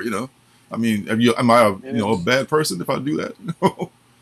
and there's a ton of speckers taking huge losses on their spec, but you know who's not losing is Mm-hmm. the publishers they bought the 20 copies from. Those publishers aren't losing. So these speckers are funding the industry. And yeah, they might get paid when they hit, but the defense of them was that, like, if they hadn't bought 20 issues, those 20 issues might not even exist anyway. So what are Now, you complaining about? And like you were saying earlier, not everybody is a specker. No, there's certain people who complain about specs and they really mean it and they're true to their word. But I looking at the view counts on YouTube, what I think is clear is there's a ton of people complaining about specs while specking. there's a different kind of spec. I'm not the kind of spec. I'm not really okay. There's a specker who buys 20 copies of a book and like nothing. And I see him all the time. I look on eBay and I'll see this person has bought like 20 copies of at $9 a copy of a book that just came out. Well, first of all, where's that money come from? Second of all, if you got it, do it. But I'm a lightweight specker. I'll just get a couple of copies. I mean, like the sneaker people, one to rock and one to stock. I'll buy a couple of copies. I'll keep one. I'll keep that's my reading copy. One maybe graded. One to sell on eBay. Maybe three tops. I'll get maybe 3 copies of a book. All right, I'm really specking on. But you buying 20 copies? Okay, sure, the payoff could be big, but damn, the loss is going to outweigh the whatever payoff you're going to get. I learned my lesson. I collect sports cards too. Like I'm one of the few crossover demographics of sports cards and comic book, Venn diagram thing. So There's there's tons of people that yeah, collect it. There's a great show hmm on Spine Ticks every Thursday night where they talk about just cards. yeah, What yeah. sport? Yeah, so I try to I try to spec on like, oh, this rookie is really hot. I'm gonna go get this card and buy it. I can't tell you how many rookie cards I've got. I look back on them and say, oh, that guy, he was never anything, and I paid like money for this guy's card and nothing happened. But then, I bought a Kobe Bryant rookie card, graded like 9, I think, back in maybe 2013, back when Kobe was hated. He was still in the league, but he was still, he hadn't retired yet. But Kobe was like, one of the most hated people in the world. And he retired. He became more beloved. And when he had his tragic, passing back a couple of years ago, I sold that card for like $700, and I bought it for like maybe 25. So that's a windfall there. But there's so many ones that went the other way, where I didn't get anything. But I got like Hisab Choi. Oh my God, Felix Pa. Oh, dear God, no! I never want to see those cards again. I can't give them away. If I threw them out the window, they come back at me. Nobody wants these damn cards. So you can. Yeah, I, I'm I, staying I, away from that. I say lightweight spec. That's the safest way to do it. Don't be greedy. Just because you're taking comics from people who want to read them. If you're buying 20 copies of a book, that's just not right. But you can buy 2 or 3 copies of a book. Nothing wrong with that. I don't think. Just my personal opinion. Right. Well, if you're pre-ordering before FOC, buy as many as you want. That's what I'm If you're saying. They, doing it they, they, before they want to FOC, sell books. They want, but I'm talking about off the yeah, shelf, kind of thing like that. But right, right. yeah, yeah. But because they want to sell books, and they're in the business of selling books. So yeah, definitely pre-order. And that's just having good vision right there, or having a good. I have a premonition kind of a thing. That's my psyche. I sometimes have premonitions, and I have a feeling about stuff. I don't have facts to back it up, but I just have a feeling about this, and I'll bet on my It's just feeling, and a gut. many times I'll be right. So, but to each their own. Yeah. Namen, I think trading is definitely an option in the comic book world, and I'm one that I don't really like selling books for some reason. I've got this block to selling books, but I did trade a book with Bobby De La Ghetto. I gave him a 9.8 Iron Man number 12 Miles Morales cover, and he gave I me remember. the first. He gave me the first White Vision Yeah, Avengers West Coast because I needed it for my run, and it felt good. It felt good to trade that. It felt way better than it would to sell it. and So you're both you can happy. absolutely trade. Yeah, You can absolutely trade, man. You just got to start these conversations, man. Like all I did was say, "Hey, I need this. I'm looking for this." And Bob was like, "Hey, I have this, and I know you have that, and I want that." And it was just that that's the simple. thing. But people don't know if you don't say, "Hey, this is what I'm looking for. This is what I'm trying to accomplish." So just put it out there in the ether. This is where the gram comes in. As I need to get more on the gram with you kids, man. I don't. I'm not on there as much as I should. And on Instagram, people will, will say that and message each other and say, "Oh, I got this," and that kind of thing, right? Does it happen a lot with you guys on there? Or am I completely off base? Mm. Yeah, Say sometimes. that again. I'm sorry, I was reading David. Does does sometimes you on Instagram somebody will say that the same thing you said about I got this book and I'm ready to or I'm looking for this book, but I've got this book, and somebody will say, okay, I'll trade you this for that book. Does that happen sometimes on Instagram for you, or It does. I've only had the one trade. I'm assuming it happens all the time, but yeah? like, um, it was just for Bobby De La Ghetto was someone I knew he was from around here. He's got a lot of references in the community, so I felt very super comfortable with him. But if it was some random person that I didn't have any relationship, probably wouldn't have felt as comfortable with it. But um, I enjoy it. I felt a lot better about trading it than I did selling it. And what Damien says, spec flippers are a gray area for me. Are they creating the shortage? They then fill at a higher price, and I think that they absolutely do create shortages that they fill in at a higher price. That I don't think the onus is on them to not spec. The onus is on us. And this is one of the things that I'm gonna like. I think this is gonna be one of the themes of my channel as I build this database is that. it doesn't make any sense to buy their higher prices. Like, there's this sense of FOMO where, like, I gotta go get it. I gotta go get it. One of the things that I'm seeing in the day is that you do not have to go get it right now. You can go 95% of the time, you can get that book 6 months later and you'll be just fine. And if you really want it, 6 months later it'll be just fine to Yeah, you. And so when that guy buys the 25 copy and he's trying to sell it, at three times the value that he bought it for, don't like make him sit on that for 6 months, and I guarantee you that number is going to come down. I promise you. So for us, it's just we have to be better buyers. We have to be smarter buyers. We have to understand this game, and that's one of the things that I'm really trying to work on is understanding this game and putting it out there. Yeah, because all you gotta do is just like I said, just not buy it. I mean, I get to the point like, you know what? No, I'm just not going. You can have that book. I mean, there's nothing wrong with Because you're him not doing that because right. that's his right to do that. I mean, it's your right to not buy it. No, I mean, he bought them off the shelf. He walks in front of you and grabs every stack of that book. Then that's kind of a dick move to do that. But if he's pre-ordered, all these copies, that's just being insightful. I mean, okay, I'm gonna take advantage of a market. I kind of get that. You know. So one of the things that I'm doing is I'm going through every single top 10 list for the CBSI, and I'm also contrasting it with JP's budget and collecting 6 months later.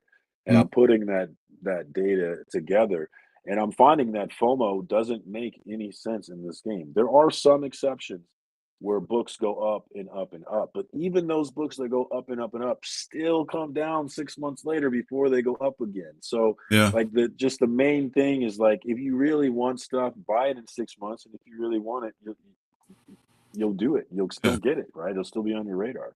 Especially And if you talking. don't, and most of the time, like you don't really want it that much anyway. You see a lot of people who I imagine that there's a ton of people that go out and they spend 150 bucks on that hot book that was on the list, and 6 months later, that book gives them no endorphins. That gives them no high anymore whatsoever. The high is long gone, and that's true for a lot of the books that I bought at cover price. Super excited about getting them when I pull them out, and Mm. but a year later they're sitting in a box, and I don't give a damn about that book at Well, all. cover price is easy to take because you only paid cover price for it. But if you paid like a ridiculous price for it, you really feel like an idiot. Right, If you put cover right. price, at least I could probably get $1 for it at a flea market or something like that. But some books, if you just overpay for them, is you victim of FOMO, and you just should just thought about it more clearly and not just thought I gotta have that book. The time to have it is when it's cold, not when it's hot. I mean, it seems so simple to say, but we all fall for FOMO. The books, the books that I'm seeing, and again, I'm still building it, but the books that I'm seeing that are really worth looking at and tracking on these top 10 lists are the ones that are related to significant MCU events. Like, for example, Avengers 186, which is the first appearance of Scott Lang. Now, that book's starting to heat up, actually, so you're probably a month late. Hmm. But a month ago, 2 months ago was absolutely the time to buy Scott Lang first appearances. Avengers 186, stack them up because when Quantum Mania hits, that book's going to explode. Now, 6 months after Quantum Mania hits, it's gonna come back down, but Yeah. its new resting point is going to be higher than it was before. That's one of those books that's gonna act like that. It's gonna come up and come down, but every time it comes back down, its basement will be higher than its previous basement. That's what I'm seeing anyway. Hmm. Yeah, and that's an older book too. That's if I'm not mistaken, a Copper Age book. That first appearance of Scott Lang. So that those books hold their value a little more. That's never going to be like a dollar bin book, I don't think. But it's going to No, fluctuate like all books do. They fluctuate up and down. But the hot time is when you want to sell it, or in the cold time is when you want to buy it. So but a lot of them fluctuate up and then go oh, down. but those are usually But newer the but books, the right? MC I mean, right, but most of the them. M the MCU and Yeah, even DCU later books, they really don't seem to pop like the MCU books do for some reason. I don't. But yeah, the MCU books, they're still going to follow that same process of up and down, but their overall is going to continue to go up. So that would be an exception to my rule on those hot lists. Definitely, actually, it's not an exception because you still don't want to buy it when it's on the hot list. But those are books that still have value and you definitely want to keep track of. At least that's what I'm seeing so far. Yeah. Now, at that point, I bet if you see, I'm not really familiar with the DC universe that much, but if you were, or if whoever is, now would probably be a good time to buy bronze DC books. I would think because they're not as popular as bronze Marvel Age books. I mean, but I don't know many DC keys, and so I would be kind of like back with the baseball card thing or the sports card thing. I'd probably just be guessing and speculating. I have one DC key that I'm looking at, and I'm trying to figure out when the right time to buy is. I'm not. I think it's kind of heating up. Actually, just hit the hot list, so it's not a good time to buy. But there's a Teen Titans first appearance of Nightwing. Dick Grayson is Uh-huh. Nightwing. I Yeah. forget what. It's an annual, I think. Hmm. I want that book, man. I love me some Nightwing, man. Yeah. Tom Taylor has made me love Nightwing. Yeah. Yeah. Oh, cool. All right, here's my last book. I mean, we'll go on to the TV shows. It's Radio Spaceman. It's only a 2-issue series. It's written by Mike Mignola, and it's drawn by this guy, Greg Hinkle. I did a review of this book, and color by the great Dave Stewart, who's like doing so much great color work all through comics with everybody's books, it seems. And this one is, man, I was so really shocked at how much I liked this book. I thought it was because I saw a Mignola cover. I thought this guy was maybe Hinkle was maybe coloring it or whatever, but he drew it, and his art is just so different. It's it's so blatantly indie and awesome, and it's just like this random space adventure. It's not nothing earth shaking. This remote controlled robot goes to save these stranded astronauts, and it just has me hanging on every page. There's like a couple of laugh out loud moments in there, so it's funny and it's well drawn. And it's probably one of my favorite new books, and it's a 2-issue series because I hate commitment when it comes to comics. I don't want. I'm not. There's some folks who are completionists, and they want to collect the entire run of Avengers 1 through 500. No. I don't have room for that. Yeah, you are. Yeah. See, you have a small house. If I wanted to, I still couldn't do it. So I like short series. I like keys, and I like covers. So that's what I get. I get covers, I get short series, and I get a few keys that I can afford here and there. So short series, right up my alley. I love this book, man. It's available everywhere now. You can probably find it. It's worth the price if you just want to check it out and have a little fun reading something that's is nicely drawn. So that's when did that one come out? It came out I think 2 weeks ago, maybe 2 weeks ago. It's from Dark Horse.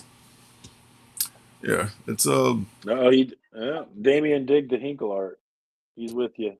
Yeah, yeah, man. I mean, I don't know what he's done before, but I'm totally into this guy. Like, well, he could be another Ryan Otley for me. I mean, he's that good, and on the indie level, I think. Otley. Comic bookworm. That's high praise from Lorenzo. For you, yeah. Wow.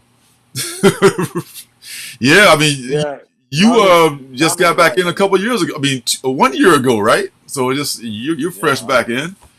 Yeah, I mean, I'm more into it now than I've ever been. I've always been, into comics. I would just go I was never the Wednesday guy like I am now. I would just go whenever I got paid on Friday, every other Friday. I just go, what do you got left? I just buy whatever's there. I don't know if I was aware of the concept of the files, the subscription file.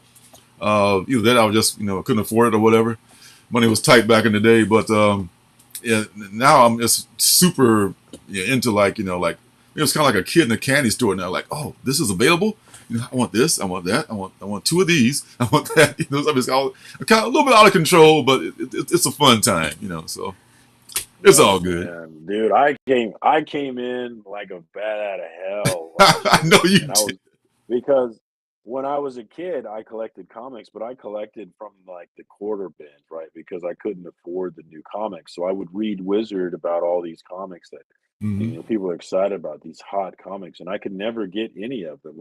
I read Avengers West Coast was my favorite book as a kid, but it was not because I liked it, but it wasn't because I liked it. It was because it was what I could get. It was what people. They were always in the quarter bin. Yeah. They were always in the quarter bin. West Coast, they were my jam because I could get a run of them, and I still, like, I got fond memories of sitting up in my room listening to some Bobby Brown, reading my Avengers West Coast run, man. And to this day, if you play My the prerogative. Humping Around album, it's the Go Humping fucking around. Around album. If you play that album, it's like Pavlovian. It will take me back to being a kid reading Avengers West Coast because that was my jam. But I only read it because it was in the quarter bins and it was what I could get. So when I Mhm. came back in last year and I was on Things from Other World and I'm going into my local shops here, I'm like, I want all of it. Give me one of everything What because a I couldn't have any of it before. How much does the Earth cost? I want it. Put it in. Put it put it on my card. Oh man, R.I.P. to the quarter bins too, man. I don't know if they even exist anymore. Yeah, The show I was at didn't have anything yeah. less than $2. Like really? This used to Yeah, be they're like, dollar bins now. yeah, even a dollar bin is $2 or $3 now. So I don't know, inflation. So as far as TV shows go, one thing I'm going to bring up is we were talking about Jupiter's Legacy and how everybody panned it and everybody said the hell with it. Uh, Same thing happened to It didn't Cowboy make any Bebop. list, did it? Yeah, I mean, Oh, okay. Cowboy Bebop, man, got such a raw deal. Janet and I just finished watching the whole series, man, and we loved it. I mean, and she's not a comic book reader at all, and I think a lot of people who don't read comics, if they weren't turned off by a lot of reviews that the comic readers left about this series, they might be into it because they recreated the. If you saw the anime, the original anime, they recreated this thing almost shot for shot, and they got the actors looking as much like the cartoon, the characters as they possibly could look, and man, and there's Spike, Jet Black, and Faye Valentine, and Ian the dog. It's just such a the music. Maybe it's because it's jazz, and it's not resonating with the younger audience. But that soundtrack, the fight choreography, oh my god! I mean, John Cho is like, Really? I mean, he's fighting these scenes. Like, my god, how is this not more? How is this canceled? How is this canceled? I'm just, That's a bummer then. yeah, I'm just so pissed about that. I mean, just like Jupiter's Legacy. As soon as it's canceled, oh, here comes another comic book series. Oh, that's going to sell well. Thanks a lot. But I mean, check out Cowboy Bebop. Everybody's got Netflix, or if you got some way to get it through whatever methods you can get it, whatever you people get from these. I got the old Netflix. Has Janet seen the anime or the previous stuff at I all? think she yeah, we did watch yeah, and she saw the original anime, but she had forgotten most of it, as had I had forgotten a lot of it, except for the final scenes of the original one. And they changed it. They kept it similar until the end. I think they changed the ending because they were hoping for a new season. And in episode 10, which is the last one, they left it totally open for okay, this can go forward. They introduced Ed. Spoiler. Ed didn't come in until like the last episode. Ed is this little crazy looking girl. Named Ed. So love that show, man. And it's just got no love, and garbage shows are just getting like so much prop, and then oh god, what's wrong? I mean, I get it that reality TV, as we know, is ruining the world, but I guess that's so much easier to produce and cheaper, and people like that. Reality TV, yes.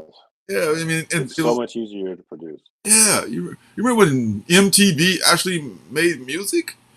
I remember they had videos nonstop. Back in the long ago. Oh my god, it was a But lot. I don't blame them. I don't blame them for it because people don't need, like, back then, like, if you wanted to watch videos, BET and MTV were the only place to do that, or if you had, like, Jukebox or one of those special channels. Oh, the But jukebox. nowadays, I can Guy pointing to the jukebox. Called only 99 cents. You can play straight out of Compton. Yes. nowadays, though, I don't need to wait for them to finally play the video that I want them to play. I can play it over and over again on YouTube I on guess. my own. Like there's really no need whatsoever for them to play videos on MTV. It's like saying, "Hey, why don't you bring Blockbuster back?" Well, those days are done. It's not coming back. But just like with Blockbuster, there is something lost that we will never get back. Absolutely. God damn. But do they have? I guess. But I mean, they don't even play any music now, man. I mean, you can have a little Yeah. bit of music on there. I mean, just for old time's sake, like at night or something like that. No. For no. I mean, because No. I guess because back then, oh God, it was just like on my VCR. This is playing. I want to record this video. It's like I'm gonna record the video because, like you said, there was no YouTube with the Yeah. video on it and stuff like that. But it was a bigger deal back then. But now you can't even find those videos on YouTube, most of them, because of copyright rights and I should say licensing rights and that kind of stuff. Because so many people got their hands in the till when it comes to music. You know, what three of the four writers want to make it available, but the fifth one doesn't. So forget it; it's not going to show up. Like Beavis and Butthead, they can't show those cartoons with the videos. They can only show the Beavis and Butthead without, because part of the fun was them watching the videos and just shitting on the videos. That was the fun part. Can't show the videos now. That's half the show. Yeah. So oh God Almighty. Janet, you're right. Janet, you're right. Nobody wants Blockbuster Night back. But there is something lost when you think about like the nostalgia of going in on Blockbuster with your family on a Friday night, picking out a movie, picking out maybe a game to rent, and like Yeah, just the excitement around that whole routine. There was a fun nostalgic beauty to that is gone still forever. remember that I'm now. not saying I want to yeah, I'm not saying I wanna go back to that, but, there's something to it. And the thing, the sad thing about, well, sad for them, the Blockbuster people, that they did not see Netflix coming. Netflix Yeah, saw the future. Netflix thought, you know what? This whole in-person thing, it's not going to last. We're going to send them to your house, no, and then we're going to start a channel. We're going to start.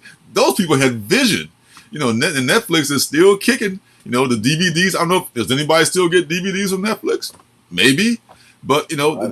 their main thing is the streaming service, Streaming. and they Yeah, were at the forefront of that. Now everybody and their brother has a damn streaming service, which is kind of right. a problem for us. But I think the cream will rise to the top, and and all these other networks will probably eventually go defunct because everybody's pulling their original content and putting it to their streaming service. Like everybody, NBC, like NB freaking C is putting all this stuff. Like, I'm not going to pay extra for Peacock. Fuck that. I'm not going to do that. I don't care what you put on there. I don't care who's it. I can barely watch all the stuff I got right now. I'm not getting Apple TV. I don't care if Denzel is playing Macbeth on there. Whoa, whoa, whoa. Ted Lasso on Apple TV. Unless Ted Lasso comes out in I know I'm tempted, but I can't, man. I just can't. I can't do it. I just can't get Ted another Lasso. service. I mean, Disney Plus might be the last thing I get. Okay, Disney Plus, Mandalorian, Star Wars, all the Marvel movies, done. Okay, everything else, no, man, no, because if you I keep got doing that, everybody's gonna. The History Channel has their own content. Come on, man. Come on. What the hell? It's funny. It's funny. This is what we wanted though, right? We wanted to not buy for every channel on cable. We wanted to be able to pick and choose what we wanted. And now here we are. Yes. And if you want everything, then you got to have a lot of like we have Disney Plus, we have Netflix, we have Hulu, we have like a dumb number of streaming services that I pay for every month. And Woo. it's definitely more expensive than cable was at The this point, I irony would say, is it's probably. more. It's more than what you would. I thought the $100 for cable was ridiculous. Now you easily pay more than $100 a month for just 5 or 6, 7 streaming services. You don't pay way But we are getting way more than cable service ever gave us. Like more. cable service gave us flipping through a bunch of channels hoping that one of the channels had something we had. Whereas streaming services are giving, here's everything, pick whatever you want. Yeah. Now that model I love because I'm not gonna be sitting around and waiting for, oh, I don't know, Beastmaster might be playing on. I mean, it's 4 o'clock in the morning. I'm gonna turn and see if it's on. No, if I want to watch something, I want to say, okay, it is available in your library. Bam, I can watch it right now whenever I want to watch it. So I love that model. But like I said, it's probably gonna level out once people just realize like I do, like, nope, I'm not getting that. I'm not going to get that. They're getting stars. They get Ted Lasso, and they're getting certain Picard. Is that on Peacock or one of those maybe CBS or whatever they call it? Picard's on. It's on Paramount Plus. Yeah. Paramount, which is CBS's thing, I guess. And so, yeah, well, good luck with that. Because I can barely watch all the stuff I'm watching now. So I don't know. So what You do you? gotta pull. You gotta pull with your family. That's what we do. Is this family member Oh, has Paramount Plus, this family member, and we just put it all together. the Like, more members you have, the more challenge you're going to yeah. get. Lucky it's Like if two of somebody us. wants, if somebody wants to come into the program, they got to bring something to the table. All right, what are you bringing? You got Yeah. Hulu. What are you bringing? Mm-hmm. That's how it works now. Yeah. So what are you watching right now? So the show that I like, the number one show that I wanted to talk about was definitely The Expanse, which Ah, is a show that originally started on Sci-Fi Channel, and then Amazon Prime bought it from Sci-Fi. So the first three seasons were a Sci-Fi thing, and then fourth, fifth, and sixth were all on Amazon Prime. You can watch all of it on Prime now, though they own the whole shebang. But this is a story. It's based off some books. I can't remember the name of the books. It's probably The Expanse, mm, but it's set in the future. It's hundreds of years in the future, and humans have advanced to where there's a colony of humans that live on Mars, and they actually broke away from Earth, and they're entirely their own federation, separate from Earth. So they're humans on Mars. There's the humans on Earth, which are kind of this run by this kind of UN organization. It's a one government thing now. There's no countries anymore. It's one mm, Earth. And so you have the Earthers, you have the Mars people, and then you have the Belters or the Beltaloras, which are the people who live on the space rocks in the belt. So the whole system is that Mars and Earth are mining resources from the belt and using it to enrich themselves. And so you have this whole race of people who are humans, but they're different from humans because they spend their entire lives in space in zero gravity. And what that does is that changes your bone structure to where even if you wanted to go live on Earth, you couldn't because gravity would crush you. Like wow. your bone structure is not built, and that happens to real or astronauts too. Uh-huh. Is that when they go in space, when they come back, they have to get training to get themselves acclimated. Now Wow. they're up there for a year or 2 years. Now imagine if you're up there your entire freaking life, you just wouldn't be able to live. And there's actually an early scene where there's a belter getting tortured by gravity on Earth, which was interesting. But there's some interesting characters. You have these different factions, like I said, and then our crew is this crew is kind of like Firefly, right? You follow your own crew of people who start off on this ship, and then some stuff. I'm not going to spoil anything, but some stuff happens. They end up together on their own ship. Yeah. But the first two, it's really the best part of these first two seasons for me was imagining the reality of what they were presenting to you, which I mean to say is like really putting myself in some of the situations that they find themselves, like really imagining yourself in space, like maybe you're on Eros, the space station, and you're out in space in a suit working on it, and then just various things that they show you. It's one of the most accurate space shows ever, is Mm. what they say, like in terms of just like the actual physics of space. And there's just some crazy scenes in there where you just imagine, like, space is a crazy thing if you think about it, right? Just like the vastness of it and Yes. how scary it is. And there's just lots of situations where they really hone in on the vastness and the scariness of space. The first two seasons are good enough to keep you going because the world is interesting that they do, but they're kind of boring the first two seasons. But the third season is when things get crazy, edge of your seat, amazing, where like I'm emotional, like I'm fighting, trying not to cry on the scenes because I'm just so locked in on the story. Mm. So that's how the season three is. And then season four is kind of a down season. That's when Amazon Prime takes over. But Oh, then seasons five and season six are amazing. Like I cry multiple times through all those episodes. I'm super wow. emotional about it. I love the characters. The scenes are amazing. It's just a great show. So if you are a Star Trek geek like me, or if you're Star Wars geek and you like space, I cannot recommend The Expanse enough. Especially the last season. The last season Uh, was the best season. I'll say it. It was the last season was the best season, and it's not often you can say that, right? Usually the best last season is the worst season, but it's not true for this show. It's hmm. great. Highly recommend. Jump in on The Expanse. You about to oh, actually, you guys are inner loaders. I identify with the belters. The belter loaders are the people that live in the belt. They're kind of seen as the underclass. So I super identify and relate to them. So even though I'm a dirty inner loader, I consider myself a belter loader. Well, I have to check that out. You see, it's available on Prime, right? On Amazon Amazon Prime. Prime. Okay. Amazon Prime. Yeah.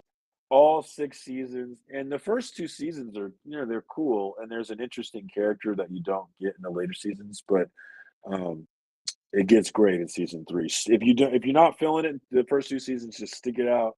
And when they open the gate in season three, that's when things get crazy. Open the gate. Okay. I'll definitely.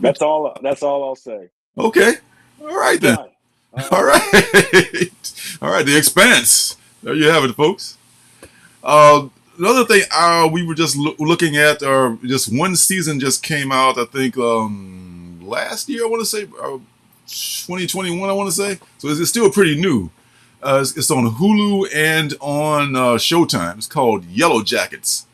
And this is a story about this girls' soccer team. It takes place, I think, in the 90s. And they're going to the state championships, or I forget, maybe it's the nationals. It could be the nationals. And they're in this plane, and the plane goes down somewhere in the middle of no freaking where. They don't know what it is, like, flyover country somewhere. It looks like it could be anywhere. Maybe Montana, it could be anywhere. But there's like a lake, and there's maybe mountains and stuff. And some people are killed. Some survive, and they have to figure out all these girls, these teenagers, and one or two coaches, and maybe two adults. Everyone's a female except for like one male coach and another his brother. It's like three males, and it's all female soccer players, and it's kind of like Lord of the Flies in a way, and it also jumps forward to the present day, where the survivors are still going through shit that happened to them in that, and it doesn't explain exactly what happened back in the at the crash site. So, and they find this cabin and everything. It's and Juliette Lewis and who is that? Christina Ricci. Those are the two big stars in it, but everyone else is kind of, I guess, maybe known but not that known, But everyone does a great job, and you see these women just evolve, and there may or may not have been cannibalism involved with this with the crash site. There may or may not have been some kind of cultish kind of a thing going on there. So it's really kind of mysterious, and I think if you watch it, just give it a couple episodes, it's going to get pretty good. I think it's the complete season is done now, so you can stream it on one of those two services. But and It's on Showtime. Showtime and Hulu. We watch it on Hulu. Okay. We have a Hulu I Showtime combo. it's it's it's just one season. This is one season so far, so it's Oh, still pretty new. I think a second season has been approved. I think so. There'll be another because it left another one. it left where it can go on. It was not a cliffhanger, kind of a cliffhanger, yeah. But I think it's worth watching. It was surprising to me. It just came out of nowhere. It just got suggested by Hulu. Like, okay, Janet was kind of not into it at first, but I kind of got her into it, and so she's into it now, and we finished up the whole season. But yeah, it's Now, is she really into it, or is she humoring you? oh, she, Gannon, tell the truth. Are you she really was into it, humoring or are me you at just humoring him? first. She was humoring me at first, but I think she honestly got into it at the end. I had to like drown. Come on, you know. She like there's another show that she likes. I want to mention this for my third show, but she really liked that one. But she had to get into Yellow Jackets. Had to be dragged into that, but I think it's a pretty good show. That sounds interesting. Actually, I hadn't heard of it. I think I actually have heard some buzz about that show. I think I've heard people talk about it. Yeah, and Christina Ricci like does it. I mean, well, Julia Lewis too. They both do great jobs. So Christina's character is like this nerd who nobody likes, but she may or may not be a serial killer. And Julia Lewis is she's been to rehab, and she was like a punker back in the day. So yeah, it's good performances, good script, and a good examination of human beings. In desperate situations. That's dope, man. I like it. I might have to watch that one. Yeah, It is hard to find. It's hard. There's a ton of. I still haven't seen Peacemaker. That looks like a fun show. I still haven't watched that one. I got to catch up on these things, I man. saw the first episodes. They give you one free, with the HBO Max thing. Then after that, you have to subscribe, which I may do eventually because there's a lot of good stuff on there. Which is I'm half of the Yellow Jackets is very well written, but a little dark. Yes. Look, The Handmaid's Tale is not dark. Oh my God, that's my next show. Actually, the Handmaid's Tale, which everybody's probably know about. I was trying to find stuff people don't really know about, but everybody knows about The Handmaid's Tale, I think. But it's still a good show. But The Handmaid's Tale is almost like it's almost too close to, to truth, and especially when things have been going, they're like, that could be possible, you know. So there is that. What else you got, man? Man, my next one is actually not a current one, but I just have to mention it. It's an old show, but it's my favorite show ever. There's 5 seasons of this show, and I've watched it all the way through 3 times, and I'm about due for a fourth time on this show, and that's going to be HBO's The Wire. Oh It's my my favorite show. God, I was so It's close to using that. But I thought like, yeah, everybody's probably seen that, but yeah. because you tell people about Not the everybody's seen it. yeah, I'm gonna steal it. You go ahead and talk about it. Yeah. Yeah, not everybody has seen it, surprisingly. One of the requirements when, my wife and I were engaged to be married, it was almost thrown off. Like, we almost didn't get married because she refused to watch, The Wire with me, and, There's a it requirement. wasn't gonna work between if she couldn't understand me on that level, then we just couldn't be together because that's how serious this show is to me. But the show is written by David Simon, and David Simon was a journalist and a news beat reporter in Baltimore, Maryland for a long time. And so he just built up this plethora of stories along with one of the policemen who actually is played in the show, Jay Landsman, I think. Mm. But uh, he's the beat reporter, and then this cop. They had all these stories just from their experience, and The Wire is them putting all their stories all together into what I would call a masterpiece. Because there's several levels to the story. Like, the first season is street level, where you're getting street level information about both the cops, but also the drug side, and how things work, and kind of the hopelessness and the ineffectiveness of both sides of the whole shebang of the whole system. Hmm. And then you move into and this you move into politics, then you move into the school system, and you just over the 5 seasons you get really a whole view of the system in Baltimore, and which really is representative of the country as a whole, and really the hopelessness the whole thing and how we're really just messing up. We're just messing up across the board. Hmm. There's multiple themes in this story all throughout it that are just really heavy hitting to me with great acting across the board, including, as your wife says, Idris Elba I know. That's the first time I saw as him is in there. Yeah, yeah.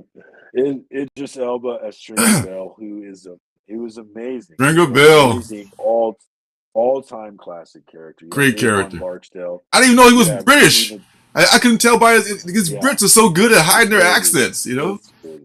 Yeah. It's crazy. It's unsettling how they can do that. Actually. It's like they're kind of like aliens to me when they do that. No, if I How did can like they a do that? British accent, it But sounds so phony. You know, they could do the yeah, yeah, accent. I can't do it. It's so weird to me how they do that. But you have Trigger Bell, you have Avon Barksdale, who is uh, Woodley. Uh, what's his name? I can't think of his full. Wood was his name. Wood Harris. Great actor. Yeah, yeah. Wood Harris. There you Hmm. go. Great actor. You had Omar Little, played by Michael K. Williams, Omar amazing coming, guy, baby. Omar coming. just amazing, all time amazing Oh, all time character. R.I.P. Like Man. you got you got Jimmy McNulty, you got Kima. You have my favorite character, which is Lester Freeman, by far my favorite character in that show. Just a number of characters where by the time you get to the end of the season 5, the last episode of season 5, they do this great run out, and it's my favorite end to a show ever. And let me tell you, I have never been more in my feelings than I am when when I'm finished the whole 5 seasons, and I get to that episode, and they give you the full run where they show you the city, they show you all the characters that you've seen. It's amazing. I think Omar we coming, actually Omar, applauded at the end of episode 5 with no in our living room. Like that is awesome. it That was is the amazing. best, the It was best show ever. Yeah, yeah. I agree.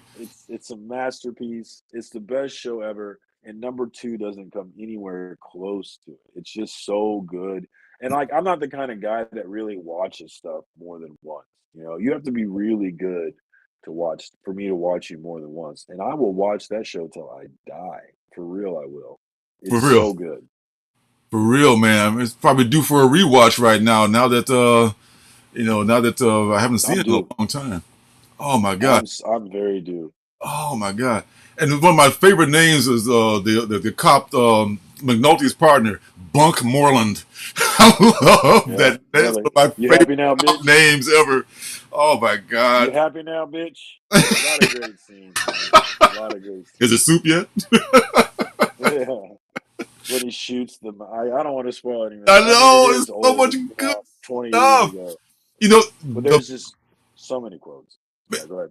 The Wire ruined me watching any other cop show. I can't watch a cop show now. I Yes, can't watch a because cop show. Yeah, they're so unrealistic, yeah, and they don't show how yeah, incredibly impossible yeah. police work is. Mm-hmm.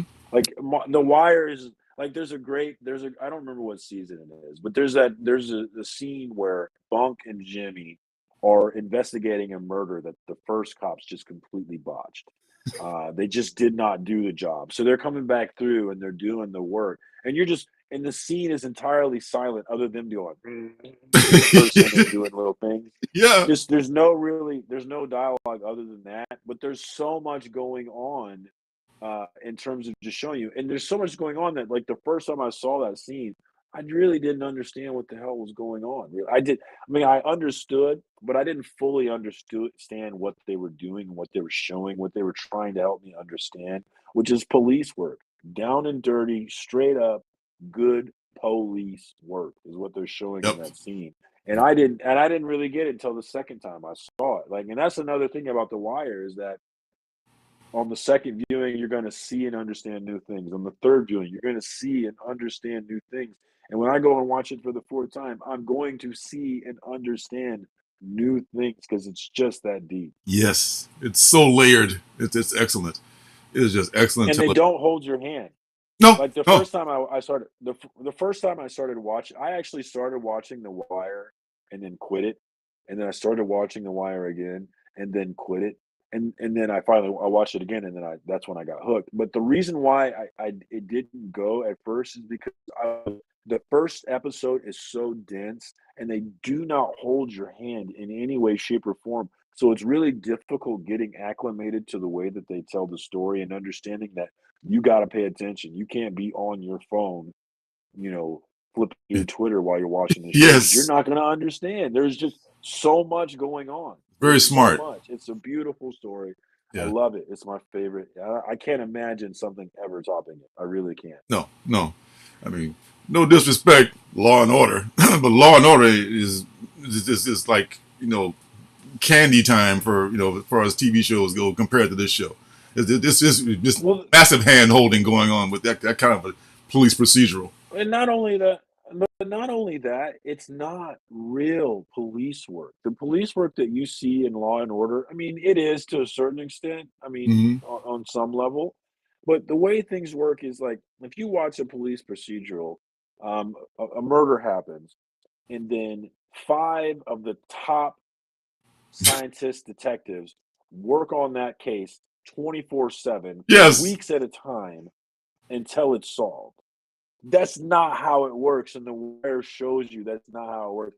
Actually, that's 2 detectives, they've got 10 cases that they're working, you're just one of them, and they're desperately trying to close you however the hell they can, and whether or not they're right doesn't really matter to yes, them, they just need to get it off their board so that their boss isn't up their ass, and that's one of the main themes of The Wire is that and then you see that in the cops, you see that with the politicians, and you especially see it in the schools where we have all of these systems of measuring what we do uh huh, to see how we're doing. We say you measure this, and you so cops measure arrests, they measure burglaries, they measure rapes, they measure gun charges, they measure all these things. And the kid at school, they measure test scores and results and things of that. But what you see is that in every case, we end up juking the stats to serve ourselves. So the mayor says to the police chief, I need less murders this so murders become some other crime because the mayor needs less murders, even though. So then it gets to the point where we're manipulating these numbers to serve our purposes, and you start to ask yourself, what the hell are we even measuring anymore? hmm, Because everyone's full of shit. And you see that in the schools, you see that in the politicians, and you really see it in the police where they're yes, really super juking stats. But there's all kinds of things, and like one of the it's just so deep on a socioeconomic level, just social on just there's so many levels to think about. And really the end result for that show, honestly, is hopelessness. yeah. I mean, that's what people don't At want to the hear end of though. that show, there's at the end of that show, there's no answers, there's no solutions, there's no this is what we got to do and let's do it. It's like it's really a repeat of where we begin. Like, not the thing, but you have the main character Bubbles who has his arc of being a junkie and then getting it together. And at the end of the movie, we're so happy that Bubbles is getting it together, but at the same time, we have Dookie falling into the same cycle. You Yeah, know, it's just yeah. there's no hope at the end of that show at all. And I love too that it shows that, like you said, every season shows a different point of view. In most cop shows, they only show the cop's point of view, or maybe the prosecutor's point of view. They show the brothers on the corner slinging rocks point of view. That's never been shown before. Those people aren't animals. Those people aren't just bad people. Those people have fallen into a situation. Those people are trying to survive. Those people, there's a story to everybody on that corner. There's a, and the Wire shows their story. Michael B. Jordan, he was one of the corner boys, right? He got It's his start. crazy to think he was on Yeah, that the show. little He was little not. skinny Michael He B. just Jordan back then. Now he's like, with the little Killmonger. "Where's Wallace? Where's Wallace? Huh?" Yeah, and you just feel that man. It's just so authentic. I mean, the writers. I mean, because so many times, nah, that's not what they would do. But this is so authentic the way they write for the cops, for the perpetrators. For there's one where the sex traffickers. I think season when they're doing that girls in A lot of people hate season 2, but I love season 2. Season 2 is yeah. really good. Yeah, like you said, you have to watch it and see what's going on here. Like there's a story there. This is a thing. This is this has happened to real people. Yeah, I mean, Elect Frank Sabaka.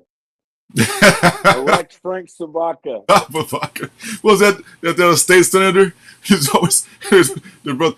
No, that was the Kid. that was the guy. Yeah, that was Clay, Senator Clay Davis. Jenkins. Clay Davis. Clay Davis. Yeah. Senator Clay Davis. Yeah. Yeah, Frank Sabaka was the guy on the piers on TV2. Oh, right, the Polish guy. Right. Oh man, yeah, I gotta watch it again. I remember so much. I just remember that I loved it, and there's so many good stories in there. Man, good call. I recommend it.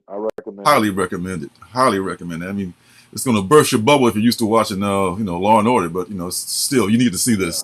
Yeah. This is real. Law and Order. Law and Order is full of shit compared to The Wire. And it's like into his 30th season or some shit. Like, my wife loves that show. Oh well, to each their own, All right, let's do one more. I talked about the Handmaid's Tales already, but let's do one more in respect to time. Even though Janet loves the Handmaid's Tale, I do kind of like it too. But it's it's just a little bit I don't know, a little bit too close to home, I guess sometimes. But I'm going to finish it at some point. There's this new thing I'm watching called The Dropout. It's about the Elizabeth, what's the woman? Elizabeth Holmes and Theranos. You up on that? I know the real story. I don't know. Yeah, this just began, so it's now's the time to just if you want to check it out. Maybe 1 or 2 episodes of it is already out. But this woman, I heard a podcast about her, and this is She's wild. Oh my God! Yeah, the balls on that one. Yeah, yes, exactly. So you want to check that out. But one more Netflix thing I want to throw out there that nobody has probably seen is already panned along with Cowboy Bebop and Jupiter's Legacy is Lock and Key. Lock and Key, just based on Joe Hill's comic. I think that came out of probably maybe a few years ago. It'd be at least maybe 10 years ago because I didn't read the comic. But people that read the comic didn't like that I've talked to did not like the show. I didn't read it, so I'm going in fresh. It was okay. It was about this family, the Locke family, L-O-C-K-E family, and they inherit this mansion in New England, and this mansion is called Key House. See how that works out there. And this Key House is like filled with. It's filled with rooms, and there's lots of keys that open keys that will fit in any door and will take you different places and do different things. So there's one key you can open the door and be anywhere in the world you want to be. All you have to do is imagine I want to be in Paris. Open the door, damn, you're in Paris. And that's like one of the most powerful ones. There are other keys that do other things. That one they can go into your head, unlock your mind and stuff like that. So it's a lot of potential for that, but I guess it didn't maybe stick to the original ideas that Hill had in mind. So it did get a second season. So we're into the second season now. So the second season, maybe we watched 1 or 2 episodes, but there might be something that people like. Yeah, I got her into Lock and Key. Probably need to catch up on that. So Lock and Key is probably my only other thing that I want to recommend to people that they might not be looking at out there. The Wire is such a good one. It's tough to follow The Wire, man. God, I'm so glad I didn't pick it because you did such a good job. Just oh my God, that is classic. I mean, and I hate to almost recommend it to people because I may talk it up too much and they may be disappointed. But damn, it is good. If they're disappointed, that's their problem. I seriously seriously, if I recommend someone watch The Wire and they tell me they don't like it, then we're not the same kind of people, man. We're just not. I don't look at you in the same way as I used to. Really, really not. It's like we can be cool, but we ain't tight like that. I know. I kind of feel that way about. Is that real? The Wire is the best. The Wire is the best. I kind of feel a little bit that way about Twin Peaks, but I know Twin Peaks is like too woo woo and too out there for a lot of folks. So that's just my own personal dirty pleasure. Twin Peaks by David Lynch. I It came I out. remember that shows as a kid, and I Yeah, never watched it, but I actually recently came across that show and was curious about watching it. Like, do you think it would hold up?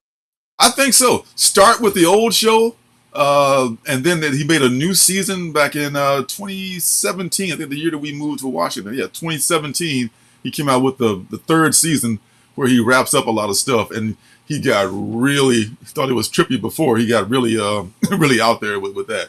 David Lynch is maybe an acquired taste for a lot of people. He's done a lot of movies that are like Eraserhead was his first movie. What's the other one? Blue Velvet is kind of there's some weird stuff going on there. It might be triggering for some folks, but Twin That's Peaks. real, Janet. That's real. What do you say? We ain't tight. For real. We ain't on the same page. We don't Yeah, like The Wire. It's just one of those things. Like, I don't understand how you could not like The Wire unless you're just like not that intellectual. I guess maybe. yeah, Like that's if you're not intellectual at all, then fine. But yeah. like intellectuals will love there's just so much. There's so much. So much. And like I said, they don't hold your hand. They expect you. They do an intelligent story, and they expect you to understand it. If not, figure it out. That's And excellent. it's real. I mean, it's It's so real. real. So real. There's no network shortcuts. Haha, we solved it. There's none of that. Yeah. We didn't solve it. And matter of fact, the cops don't want to solve it. They want to get on, like it's real. It's real life. That's the best part about it. And there's shades of gray in the characters. There's not like everybody's he was a good guy, he was a bad guy. Right. There's not Right. everybody like McNulty is both McNulty and Bunk are both like functioning alcoholics. Yeah. But They're terrible people. They're terrible human beings, but they're great human beings. they're excellent cops. They're And the and oh and that's a great point because that's one of the themes of it, and I think it's one of the things that I think about all the time now, especially with this age of recreational outrage that we find ourselves in, is that a lot of times someone will be like, let's say, for example, Joe Rogan mhm. recently has been in the news, and it's been real controversial about COVID stuff and all of that thing. And people can have valid opinions that are upset with Joe Rogan and whatever it may be, but the problem with it is that for a lot of people, Joe Rogan was only one thing and nothing else, right? Yeah, So they never heard of Joe Rogan, so the only thing that Joe Rogan is to them is this misinformation guy on Spotify, and that's all he is, and all of their energy goes into that. But nobody is all one thing, and so for me, Joe Rogan is much more than just that. As an MMA fan, he's way more than that. As someone who's listened to his podcast and had listened to really interesting conversations on his podcast, he's mhm. not just one thing to me. So while I may find myself agreeing with some of his critics about the issues with COVID, I don't think that we need to be stringing him up or canceling him or doing all these things that other people want to do because he's not all one thing to me. He's not. And nobody is all one thing. And I think that's one of the biggest problems in this day and age is that with social media, somebody becomes the star of social media and that's all they are. And we Yeah, forget that they're a lot more than that. They're a dad, they're a son, they're a mother, they're a teacher, you know, nobody, I mean, there are people who are all bad. There are, but most of us, we're not all bad and we're yeah. not all good. We're a lot of things. Yeah, I have this saying that no one is wrong all the time. No one's 100% wrong. Someone always, the worst person in the world, maybe loves their dog or something. Everybody has got some redeeming quality. And if you don't like Joe Rogan, just don't watch his show. And the people that watch his show, you don't have to take advice from him. You don't have to say, oh, he's the greatest. Okay, you can like his views on wrestling, and other things that he was like had Elon Musk on his show smoking a blunt or something like that. He's entertaining, but people can't separate entertainment from information. There's some I don't know what that is. They need you to be perfect, and no one is perfect. So yeah, I totally feel The you. reason The answer is that the average human being is not nearly as smart as I thought they were when I was a kid. Amen to that. And that's the Yeah, that's the fact. yeah. Like when I was a kid, I thought that I thought average intelligence was much higher than it actually is, and I've seen that every day, and it's why I don't pay attention to politics anymore because I see it every day when I Oh, watch politics. oh, oh. People are people are just dumb, man. There's, I was, Jan used to hate when I said this, but I used to say that of this population of Earth, probably close to 8 billion people, probably 50% are idiots. And that might be a generous number. Oh, That very might, I mean, I'm generous. just cutting it down the middle right there. Like 50%. It's very generous. So quite naturally, the idiots, they're going to have people in Congress. They have representation. That's it. They send their people to Let's Congress see. to represent them. So they got to be represented too. But hey, but I don't know. It's But see, the sad thing about it is like as smart as I am also an idiot, and I've shown that to myself on numerous occasions. So I think we're screwed. we all do dumb We're things. all idiots. No, nobody's perfect. Yeah, Yes. I like to remind myself that I'm stupid on a Yeah. regular basis. Yeah. The people, yeah, they do. They get very, very stuck in their emotions too. Yeah. It's very true, Damien. Very true. And I think that like I realize that a lot of time in my personal lives where I'll get into it with someone and I realize that for me, it's all about what actually happened and what's right and like but for a lot of people they don't care what happened. The only thing that matters to them is how they felt. And I can't deal with those people. I'm not good with those people. I know. I know. I know. Right. You are kind of dumb, Damien. Thank you, Damien. Thank you, buddy. Yeah. So that's all I got, man. Unless you got another show you wanna hype, That's wrap it up. no, that's all I got. I think we covered it. Yeah. Oh, I would say, man, this has Good been fun. good times as always. We have to come Good. up with a new topic for the next one. Absolutely. I can't say exactly when we'll come up with, but it'll be sometime soon. We will definitely be doing Hey, this again and you soon. know what?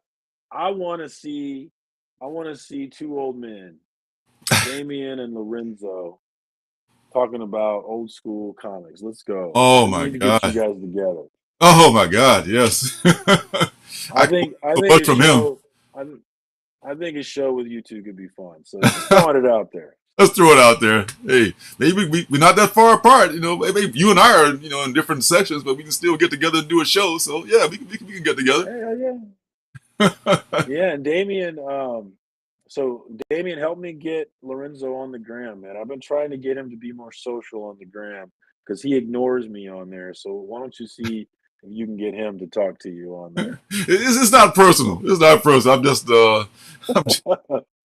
I'm Told you, just Lorenzo, I uh, expect nothing and I appreciate everything. Don't you worry about it. likewise, brother. Likewise. All right, dude. You have a great weekend. You know, Thanks for everybody that made it this far, Damien. Thanks for kicking it with us this far, buddy. I appreciate you, homie. absolutely. Thanks for Shannon, everybody.